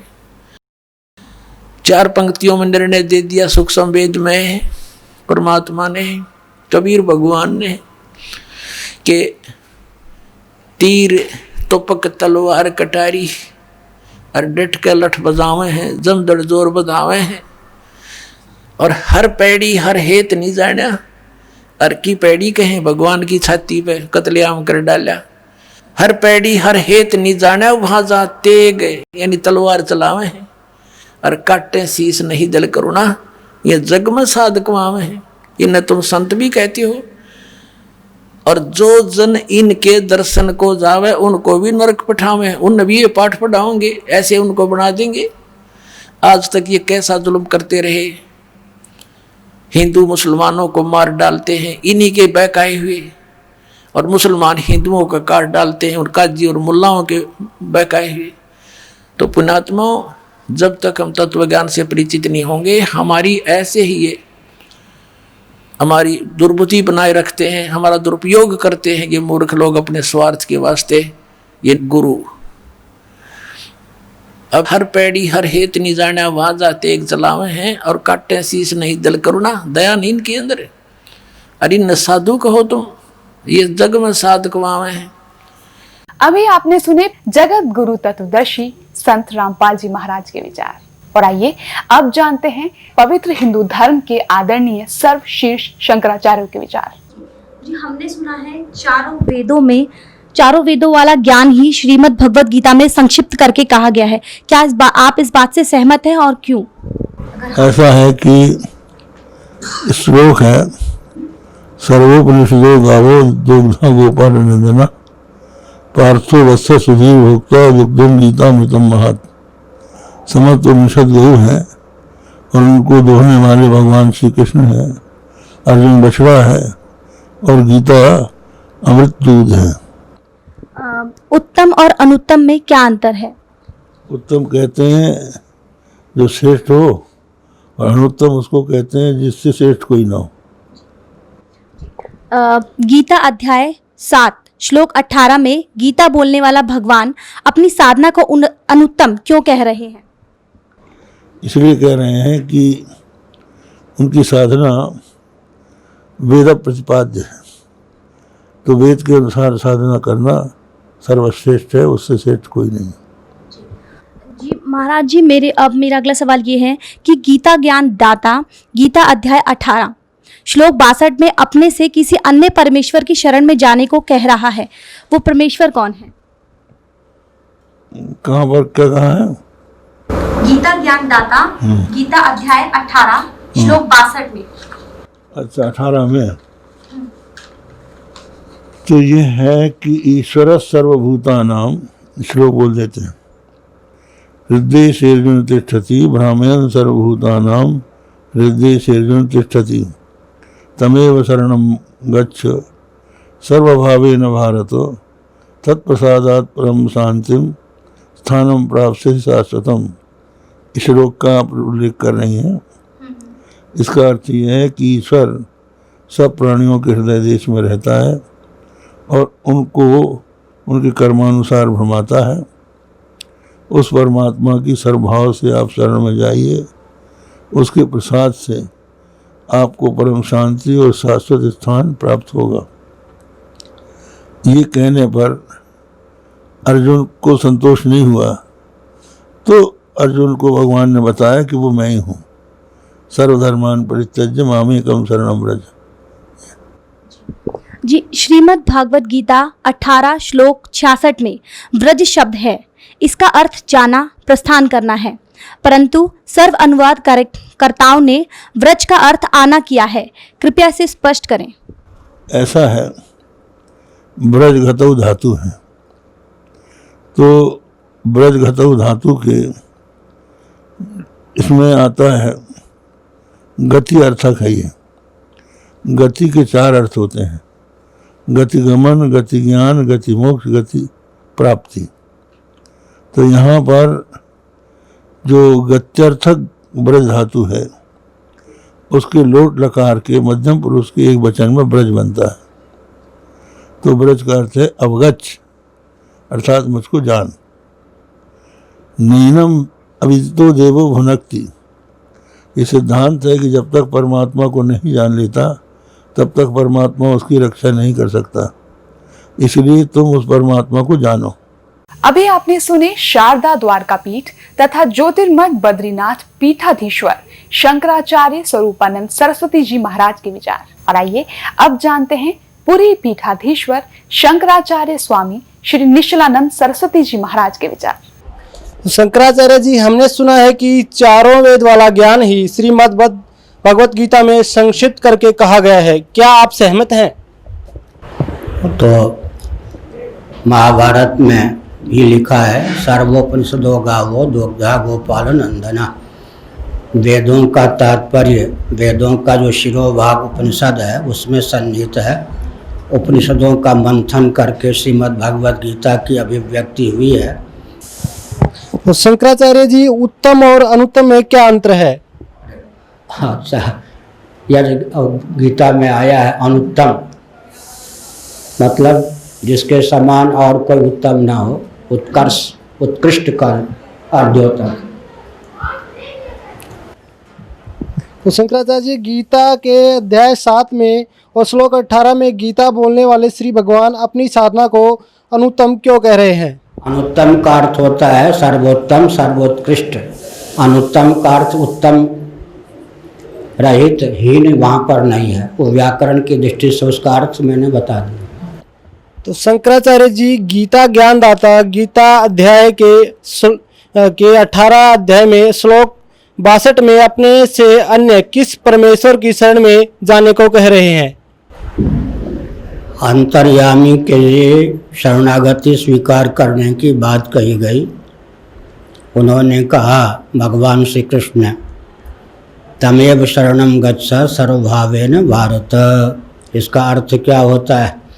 जो अंतर्यामी परमात्मा हैं, सबके नियामक हैं, प्रेरक हैं, हमारे आपके हृदय में भी जो विद्यमान हैं। बृहदारण्यक उपनिषद में पृथ्वी, पानी, प्रकाश, पवन, आकाश में भी रहकर उसका जो नियमन करते हैं, प्रत्येक व्यक्ति के शरीर, इंद्रिय, प्राण, अंतःकरण के जो नियामक हैं, उस अंतर्यामी की शरणागति स्वीकार करने की बात भगवान ने कही। माम एकम शरणम व्रजा। वह जो अंतर्यामी पर ब्रह्म परमात्मा तत्व है, सर्वेश्वर है, वही तुम्हारे सामने मैं श्री कृष्ण के रूप में प्रस्तुत हूँ। तो अपने से पृथक के प्रति नहीं भेजा। जिस अंतर्यामी के प्रति अर्जुन को कहा कि प्रपन्न हो जाओ, शरणागति हो प्राप्त करो, अंत में कहा कि उस अंतर्यामी का मूर्त रूप श्री कृष्ण में तुम्हारे सम्मुख हूँ। माम एकम शरणम व्रजा भी कहा। उस अंतर्यामी का और श्री कृष्ण ने अपना एकत्व भी स्थापित किया है। श्रीमद् भगवत गीता अध्याय 18 श्लोक 66 में व्रज शब्द है।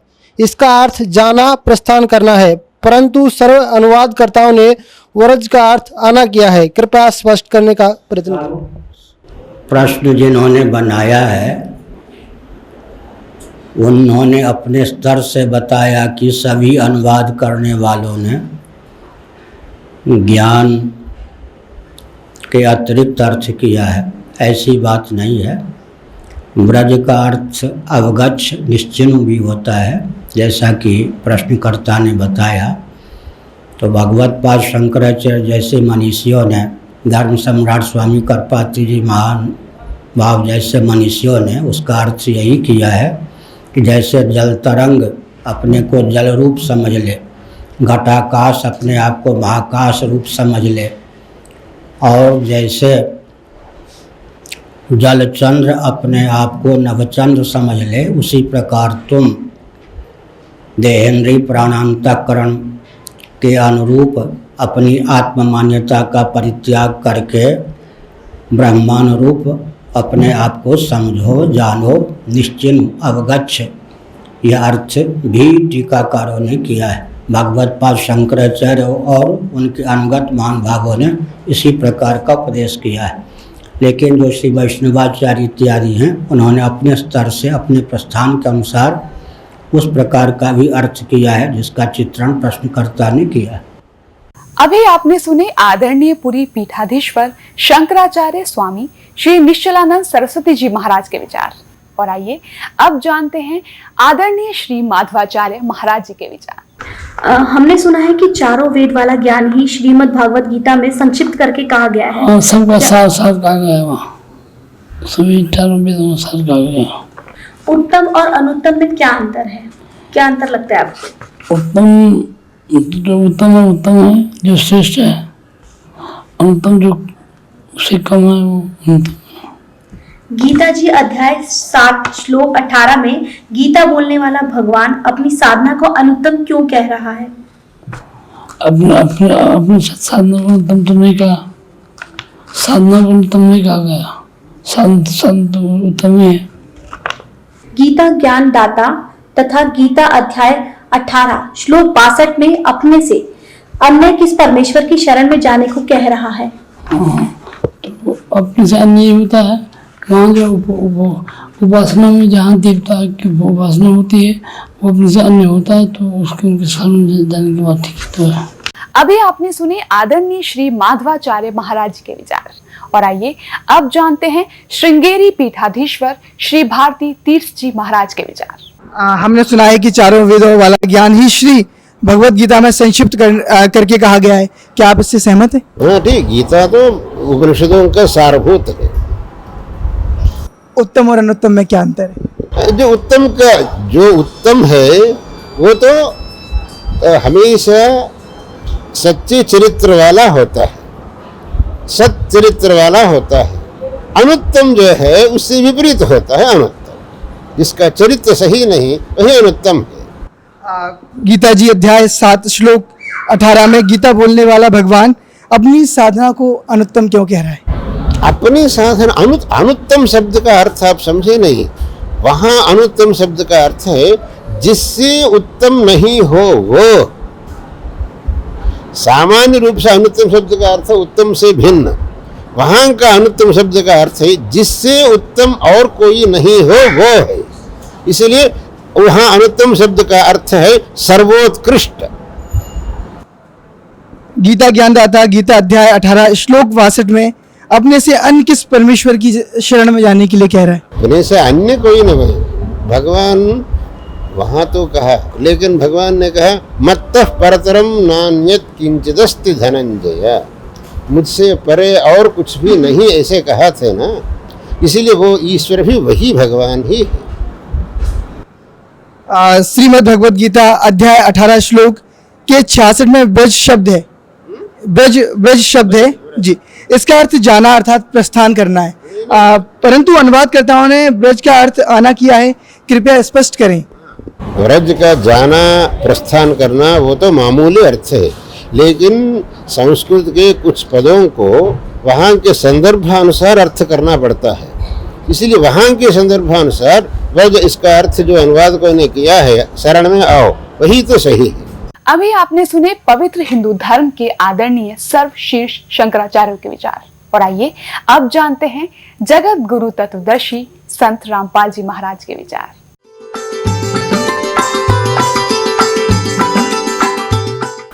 सतगुरुदेव की जय। बंदी छोड़ कबीर परमेश्वर जी की जय। बंदी छोड़ गरीबदास जी महाराज जी की जय। स्वामी राम देवानंद जी गुरु महाराज जी की जय हो। गरीब नमो नमो सतपुरुष को नमस्कार, गुरु की नहीं सुर नर मुनि जन साधुओं संतों सर्वस्दी नहीं। सतगुरु साहेब संत सब दंडोतम प्रणाम, आगे पीछे मध्य हुए तिनको जा कुर्बान। तो पुण्यात्माओं, आप जी को सत्संग प्राप्त नहीं हुआ, क्या कारण रहा कि हमारे जो धर्म गुरु थे वो संस्कृत अवश्य जानते थे, लेकिन अध्यात्म ज्ञान शून्य था उनका। वे तत्व ज्ञानहीन थे और हैं अभी तक। हमारे धर्म गुरु कौन है? आचार्य शंकराचार्य और अन्य मंडलेश्वर, ये सब हमारे धर्म गुरु हैं। तो पुण्यात्माओं, तो ये तो बता दिया परमात्मा ने गुण तीनों की, भक्ति में ये भूल पड़ो संसारे, कह कबीर निज नाम बिना कैसे उतरो पार। निज नाम यानी सत नाम के बिना, उस सच्चे नाम बिना पार कैसे होगे? अब जैसे गीता जी अध्याय नंबर 17 के श्लोक नंबर 23 में लिखा है कि ओम तत्सत इति निर्देश ब्रह्मण त्रिविध समर्थ है। सच्चिदानंद घन ब्रह्म के पाने की इस 3 मंत्र की साधना करनी होगी। 8वें अध्याय के 13वें श्लोक में गीता ज्ञानदाता कहता है कि ओम इति एक अक्षरम ब्रह्म व्यवहारण मामून स्मरण ये प्रियाति तदन देहम सयाति परमाम गतिम। मुझ ब्रह्म का केवल एक ओम मंत्र है, जो इसका अंतिम श्वास तक सिमरण करता हुआ शरीर छोड़कर जाता है तो उस परम गति को प्राप्त होता है, जो ओम से मिलनी है। ओम से ब्रह्मलोक मिलेगा। ब्रह्मलोक में गए हुए प्राणी फिर वापस आते हैं 8वें अध्याय के 16वें श्लोक में, वहाँ पुनरावृत्ति के अंदर है। तो उसके पाने के लिए तो केवल एक 3 मंत्र का जाप, इसके अतिरिक्त जो भी जाप करते हैं उस शास्त्र विधि को त्याग कर वो मनमाना आचरण है। फिर ऑप्शन छोड़ दिया है कि उस परम अक्षर ब्रह्म की पाने की पूरी complete worship, way of worship तत्वदर्शी संत बताओगा, उससे पूछ लो तो वो बताएगा। फिर सबकी कैसे पूजा नहीं करनी, पूजा होती है इष्ट रूप में मानकर पूजा करना होता है, साधना मजदूरी कोई अन्य होता है। अब ये तो हो गया कि 3 देव की जो करते भक्ति उनकी कदे ना हो वह मुक्ति। 600 वर्ष पहले परमेश्वर ने कहा था ये बातें, ये ज्ञान बताया था, और आज इसका समर्थन उन सदग्रंथों ने किया जिनको हम एथेंटिक मानते हैं। तो वो क्या थे जो हमने ज्ञान दिया करते, वो नकली गुरु आज तक मूर्ख बना रहे आपको। अब गीता जी अध्याय नंबर 7 के श्लोक नंबर 16 और 17 और 18 में गीता ज्ञान दाता ब्रह्म अपनी साधना करने वालों की बताता है कौन कौन करते हैं। अर्थार्थी, आर्थ, जिज्ञासु और ज्ञानी। अर्थार्थी, आर्थ, जिज्ञासु इनको रिजेक्ट करता है कि ये भी सही साधना नहीं करते, और ज्ञानी को सिलेक्ट किया है कि ज्ञानी आत्मा होती तो अच्छी है। ज्ञानी वो होता है जिसको पता लगा कि केवल एक परमात्मा की भक्ति करनी चाहिए। वेदों में यही लिखा है कि पूर्ण परमात्मा की भक्ति से पूर्ण मोक्ष होगा। लेकिन ये भूल गए कि वेदों में ये भी लिखा था कि उस पूर्ण परमात्मा की भक्ति वेदों में वर्णित नहीं है, उसको तो तत्वदर्शी संत बताएंगे। लेकिन उन्होंने अब पे निष्कर्ष निकाल लिया, यजुर्वेद अध्याय नंबर 40 के मंत्र 15 से ओम नाम सेलेक्ट कर लिया पूर्ण परमात्मा का, जबकि वो 17वें श्लोक में 40वें अध्याय यजुर्वेद के खुद कह रहा है कि मेरा तो ओम ब्रह्म है, ओम मंत्र है मुझ ब्रह्म का, और वो तो प्रोक्ष है, पूर्ण परमात्मा तो ऊपर। वह इनकी बुद्धि में ना बड़ी बात, क्योंकि गुरु बिन काहू न पाया ज्ञाना, जो थो था वो छड़े मूड किसाना। गुरु बिन वेद पढ़े जो प्राणी, समझे न सार रहे अज्ञानी। जिस कारण से इन्होंने, इन ज्ञानियों को ये तो पता लग गया ज्ञान उपासना नहीं करनी, तीनों गुणों की पूजा, रजगुण ब्रह्मा सतगुण विष्णु तम गुण शिव जी की भी नहीं करनी चाहिए। तो इन्होंने ये भी ज्ञान हुआ कि मनुष्य जीवन केवल परमात्मा प्राप्ति के लिए मिलता है, इसमें भगवान प्राप्ति साधना भक्ति नहीं हुई तो व्यर्थ है। इनको ज्ञानी कहते हैं। तो इनको तत्वदर्शी संत ना मिलने से गीता ज्ञानदाता कहता है, ये 7वें अध्याय के 18वें श्लोक में, ये ज्ञानी आत्मा है तो अच्छी उदार है, लेकिन ये मेरे वाली अनुत्तम यानी घटिया अश्रेष्ठ गति में सचित है। ये मेरे वाली अनुत्तम गति में सचित है। कौन सी गति? 8वें अध्याय के 13वें श्लोक में कहा है कि जो मुझ ब्रह्म के ओम नाम का जाप करते हैं, करता हुआ शरीर छोड़कर जाता है, मुझ ब्रह्म का जाप करता जाता वो उसको परम गति होती है। कौन सी? ओम नाम से होने वाली परम गति। वो कहाँ? ब्रह्मलोक में जाता है। ब्रह्मलोक 8वें अध्याय के 16वें श्लोक में लिखा गीता जी में, ब्रह्मलोक पर्यंत भी जन्म मृत्यु में आते हैं। और गीता के अन्नदाता स्वयं कहता 4थे अध्याय के 5वें श्लोक में, और 9वें श्लोक में, 2 अध्याय के 12वें श्लोक में, 10वें अध्याय के 2 श्लोक में गीता जी में कि तेरे और मेरे बहुत जन्म हो चुके अर्जुन, तो नहीं जानता मैं जानता हूँ। फिर जब तक जन्म मृत्यु है। फिर 18वें अध्याय के 62वें श्लोक में कहा कि तू सर्वभाव से उस परमेश्वर की शरण में जा, जिसकी कृपा से तू परम शांति को और सनातन परम धाम को प्राप्त होगा, उसकी कृपा से ही। तो इससे सिद्ध हो गया कि गीता ज्ञानदाता से कोई और है सुप्रीम पावर, जिससे पूर्ण मोक्ष होगा। अष्टपदर में जाए के चौथे श्लोक में कहा कि तत्वदर्शी संत की प्राप्ति के पश्चात परमेश्वर के उस परम पद की खोज करनी चाहिए, जहां जाने के बाद साधक फिर कभी लौटकर संसार में नहीं आता और केवल उसकी पूजा करो, अन्य की सब त्याग दो। अपनी भी पूजा को रिजेक्ट करता है वो। पूजा माने इष्ट रूप में मानना। तो यहाँ इन अज्ञानियों से अनाड़ियों से कोई पूछता है कि गीता जी अध्याय नंबर 7 के श्लोक नंबर 18 में गीता ज्ञानदाता अपनी गति को भी अनुत्तम क्यों बताता है? तो ये कहते हैं उसका अर्थ अनुत्तम नहीं, सर्वश्रेष्ठ मानो, जिससे उत्तम कोई और गति ना हो, जिसको प्राप्त हो जाता है उसके बाद और कुछ जानना शेष रहता, इसलिए इसको अनुत्तम, वो अनुत्तम गति है। मूर्ख बना रहे। चौथी कक्षा के बालक ने पूछ ले, अगर इससे अधिक अच्छी कोई श्रेष्ठ गति नहीं होती, इनकी बात मान ले, तो ये 18वें अध्याय के 62वें श्लोक में कह रहा है कि उसकी शरण में जा, सर्वभाव से उस परमेश्वर की शरण में जा, जिसकी कृपा से तो परम शांति को प्राप्त होगा। 8वें अध्याय के 5 और 7 में गीता ज्ञानदाता अपनी साधना बताता है, मेरी पूजा कर मुझे प्राप्त होगा। और 8, 9, 10 में उस परम अक्षर ब्रह्म की पूजा, पूर्ण परमात्मा की पूजा के लिए कहता, उसके लिए तत्वदर्शी संत खोज ले। चौथे अध्याय के 34वें श्लोक में कहा। तो इन अनाड़ियों ने कह भी पता नहीं गीता जी का। गीता जी में है कितने हरे कृष्ण हरे राम राधे श्याम सीताराम ओम नमः शिवाय फलाना धकड़ा, है कोई मंत्र ऐसा? मूर्ख बना रहे कितने दिनों से हमारे को। अब इसलिए इस गीता ज्ञानदाता ने कहा है कि मेरी साधना में ये लीन ज्ञानी आत्मा अनुत्तम गति में ही सचित रहे। अनुत्तम कैसी? कि जिससे जन्म मृत्यु बार बार होती रहे, वो अनुत्तम है। और जहां जाने के बाद फिर लौट कर नहीं आते, वो ब्रह्म साधना से प्राप्त नहीं हो सकती। इन ज्ञानी आत्माओं ने हठ योग किए, ओम नाम का जाप किया, वेदों से प्राप्त करके आन उपासना, किसी देव की पूजा नहीं की। और ब्रह्मा जी को जब ये कमल के फूल पर बैठा था, वहाँ सचेत हुआ, इसको बेहोश करके कोमा में रखा हुआ था, वहाँ सचेत कर दिया कमल के फूल पर बैठा के। ब्रह्मा जी कहते मुझे नहीं मालूम है कहाँ से आ गया। तो आकाशवाणी कर दी इस काल ने कि तप करो तप करो। इसने सोचा यह आकाशवाणी पूर्ण परमात्मा की है, और करी थी इस काल ने। उसके बाद ब्रह्मा जी को वेद प्राप्त हुए। वेदों में कहीं पर भी हठ योग तप योग करना नहीं लिखा।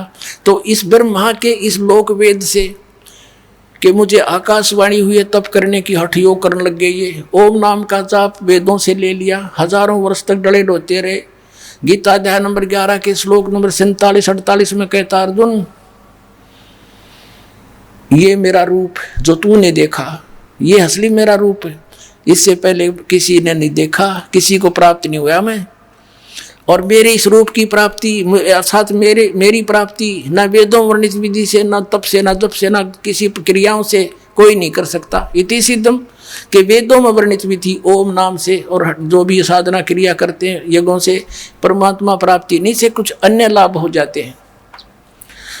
वो लाभ इन ऋषियों को हो गए, सिद्धियाँ आ गई, एक दूसरे को ऊपर प्रभु पाकी के, किसी को भस्म कर दिया, किसी को जो है ना दुराशीष दे दी, जिस कारण से इनसे डरने लग गए।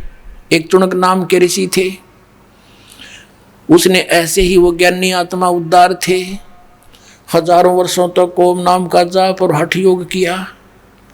लोक वेद हठ योग गीता जी अध्याय नंबर 17 के श्लोक नंबर 6 में जिसको रिजेक्ट किया है कि शास्त्र विधि को त्याग कर जो मनमाना घोर तप को तपते हैं, वो राक्षस सब अन्य प्राणियों को भी दुखी देते हैं। इस शरीर के अंदर मुझ ब्रह्म को भी क्रस करने वाले, दुखी करने वाले असुर स्वभाव के जान। अब देखिए भी बुरे बताए ज्ञानी आत्मा क्यों? उस टुणक ऋषि ने साधना की, भगवान मिला नहीं, सिद्धियां एटम बम बन गया।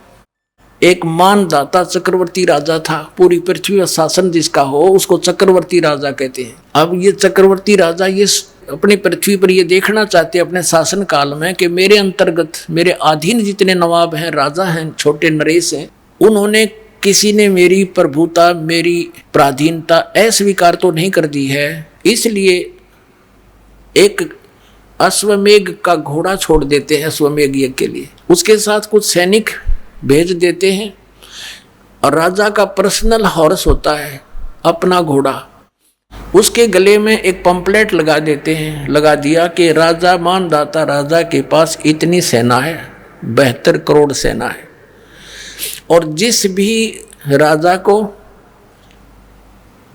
इस मानदाता चक्रवर्ती राजा की पराधीनता स्वीकार ना हो, घोड़े को पकड़ लो, अपने पास बांध लो और युद्ध के लिए तैयार हो जाओ। पूरी पृथ्वी पर वो घोड़ा घूमाया, सब ने पढ़ लिया पंपलेट कि 72 करोड़ सेना, सब चुप हो गए, किसी ने हिम्मत नहीं की घोड़े को पकड़ देने की, अर्थात युद्ध करने की। तो पूरी पृथ्वी पर विजयी साबित हो गया। वो वापस आ रहे थे, चुनक ऋषि वहां तपस्या किया करता था, उसकी कुटिया के पास से वो गए थे, वहीं से वापस आ रहे थे। उसने पूछा कि सैनिकों, ये घोड़ा खाली क्यों है, इस पर सवार क्यों नहीं, बाकी पर तुम सब विराजमान हो, सवार हो। सैनिकों ने बताया कि ऋषि जी, ये मानदाता चक्रवर्ती राजा का घोड़ा है, इस पर कोई बैठ नहीं सकता। और तुम गए कहाँ थे? ऋषि ने पूछा कि हम पूरी पृथ्वी का चक्कर लगा कर आए और ऐसे ऐसे हमारा उद्देश्य था। तो ऋषि ने कहा कि क्या किसी ने इस राजा का युद्ध नहीं स्वीकार किया, इतना प्रबल है ये? तो सैनिकों ने कहा कि हमारे राजा के पास 72 करोड़ सेना है ऋषि जी, और है किसी की हिम्मत उसकी जाड़ फोड़ दे हम। अब ऋषि ने सोचा, देखो बदकाल के हाथ में, पहले तो इनको एटम बम बनाता सिद्धियों से, गलत साधना शास्त्र विधि रहित मनमाना तप तपवा के, फिर उधर से काल के हाथ में रिमोट था, उसने ऋषि के अंदर प्रेरणा भर दी कि इसमें तो अभिमान हो गया राजा में, इसका अभिमान ठीक करना चाहिए। ऋषि खड़ा हुआ और कहने लगा, भाई इस घोड़े को मैं पकड़ देता हूँ और मैं तुम्हारे राजा का युद्ध ओट लेता हूँ। सैनिक कहने लगे, रे कंगले कंगाल, तेरे दाने खाने को नहीं, और युद्ध करेगा तो मानदाता चक्रवर्ती राजा के पास अपने फेरले माड़ा बोल वाला बैठ के, मत पंगे में पा दे, जप ले अपनी भक्ति कर, जो सा काम करया करे ऋषि वही कर तू। ऋषि बोला, भाई मन ने तो पकड़ दिया है घोड़ा, और जाओ कह दो तुम्हारे राजा ने। वह तो 4 थेवड़ा बांध दिया घोड़ा उसके वृक्ष के झोपड़ी जिस वृक्ष पर डल रही थी। राजा को आके सुना दिया कि ऐसे ऐसे पूरी पृथ्वी पर तो किसी ने आपका घोड़ा पकड़ा नहीं, एक चुनक नाम के ऋषि ने आपका युद्ध स्वीकार कर लिया। अब राजा को बताया गया मंत्रियों के द्वारा कि जी आज एक व्यक्ति ने हिम्मत करी है, कल दूसरा करेगा, ये राजनीति होती है, ऐसे तो सिर उठाएगी दुनिया, इसको कुचल डालना चाहिए। राजा बोला, जाओ 18 करोड़ सेना एक बार भेज दी तो उसके एक व्यक्ति को मारने के लिए, ताकि और भी डर जाएं, भयभीत हो जाएं कि इतनी सेना आ गई हो, तेरे की तो बड़ा तगड़ा राजा है। उधर से ऋषि ने अपने सारे जीवन में जो डले डोए थे उसकी 4 एटम बम बना दिए वचन से, सिद्धि का बहुत बड़ा एटम बम। ये साइंस वाले तो फेल हो उनके आगे, अगर किसी में वचन शक्ति हो संत के अंदर तो इन सारे फेल कर दे, वो वैसे वहीं के वहीं पानी बना दे। ऐसी सिद्धियां भी होती हैं। अब ऋषि ने अपनी 4 पुत्री बना ली, 4 एटम बम बना दिए अपनी सिद्धि से, अपनी शक्ति भक्ति जो सारा दिन सारे जीवन में डरे डोए थे। एक पुतली छोड़ दी, 18 करोड़ अक्षौणी सेना का कत्लेआम कर दिया, नाश कर दिया। राजा ने दूसरी टुकड़ी 18 करोड़ की भेज दी, ऋषि ने दूसरी पुतली छोड़ दी। 72 करोड़ सेना चक्रवर्ती राजा की नाश कर दिया। अब इसके बारे में सूक्ष्म वेद में बताते हैं, 72 अक्षौणी खा गया ये चुनक ऋषि सुअर एक, दे धारे जोरा फिर ये सभी काल के बेखे। हे भगवान, कबीर साहेब दी छोड़, परमेश्वर ने आके बताया कि ये 72 अक्षौणी 72 करोड़ सेना खा गया कौन? वो ऋषिवर, ऋषिश्वर, ऋषियों में भी श्रेष्ठों में भी श्रेष्ठ ऋषि के ये लक्षण है यहाँ के नकली ऋषियों के। इनको हम ऋषि कहीं तो राक्षस कहना चाहिए इनको। बता, ऋषि का के मतलब पंगा लेने का, वो अपनी भक्ति करे, राजा अपना काम करे, जाने तो करता रहे। तो ये राक्षस स्वभाव को धारण किए हुए ये ऐसे लोग हैं। और इसलिए गीता ज्ञानदाता कहता है मेरी साधना भी उत्तम नहीं अनुत्तम है, इसे कुकर्म करेंगे फिर ये बाद में इसको करके ने। अब क्या बताया भगवान ने, कबीर साहब ने, कि 72 सोनी खा गया, कतलेआम कर दिया, इससे न खा ली वो। और चुनक ऋषि ईश्वर एक, ये दे धारे मौत फिरे, जोरा माने मौत तुम ऋषि को, ये तो चलते फिरते जल्लाद हैं जल्लाद।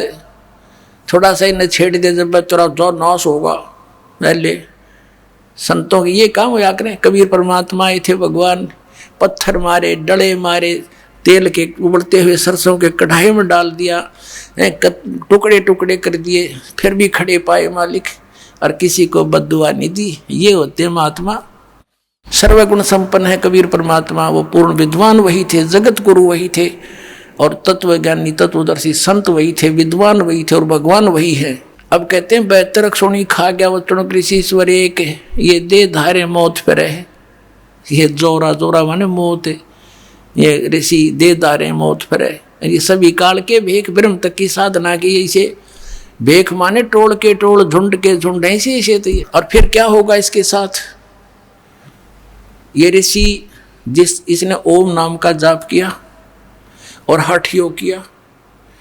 अब हठ योग से तप, सिद्धियां प्राप्ति, ओम नाम से ब्रह्म लोक प्राप्ति, ये ब्रह्म लोक में जाएगा, वहां देवता बन जाएगा।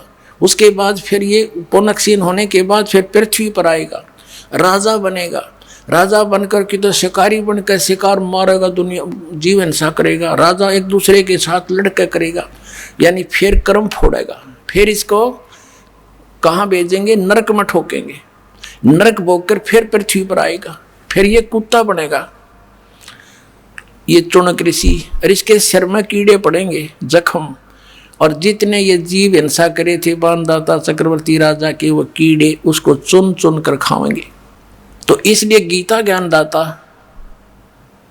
7वें अध्याय के 18वें श्लोक में कहता है कि ज्ञानी आत्मा है तो उद्धार, ये चले थे तो परमात्मा प्राप्ति के लिए, लेकिन इनको तत्वदर्शी संत ना मिलने से ये अपने आप निष्कर्ष निकाल कर एक दूसरे से सुन सुना कर और ये समर्पित हो गए मेरे पे। ब्रह्म कहता है काल, और मेरे वाली अनुत्तम गति में सचित रहे, यानी मेरे से जो इस ओम से, मेरी क्रियाओं से, ओम नाम के जाप से जो लाभ मिलना था वही तक गति हुई इनकी, और वो अनुत्तम गति है, अनुत्तम घटिया। अब इस तो गुंडी के घटिया होगी, सारे जीवन डले डोए, और फिर एटम बम बन गया, बबूल का पेड़, आम के स्थान पर संत तो आम के पेड़ होने चाहिए, डले मानो उसको भी फल दे। और ये बबूल मड़ा हाथ ला दे तो गट जा, उस बेडिकता तो ये की तरह। इनको ऋषि कहा करते थे हम, परमात्मा ने आंख खोल दी हमारी।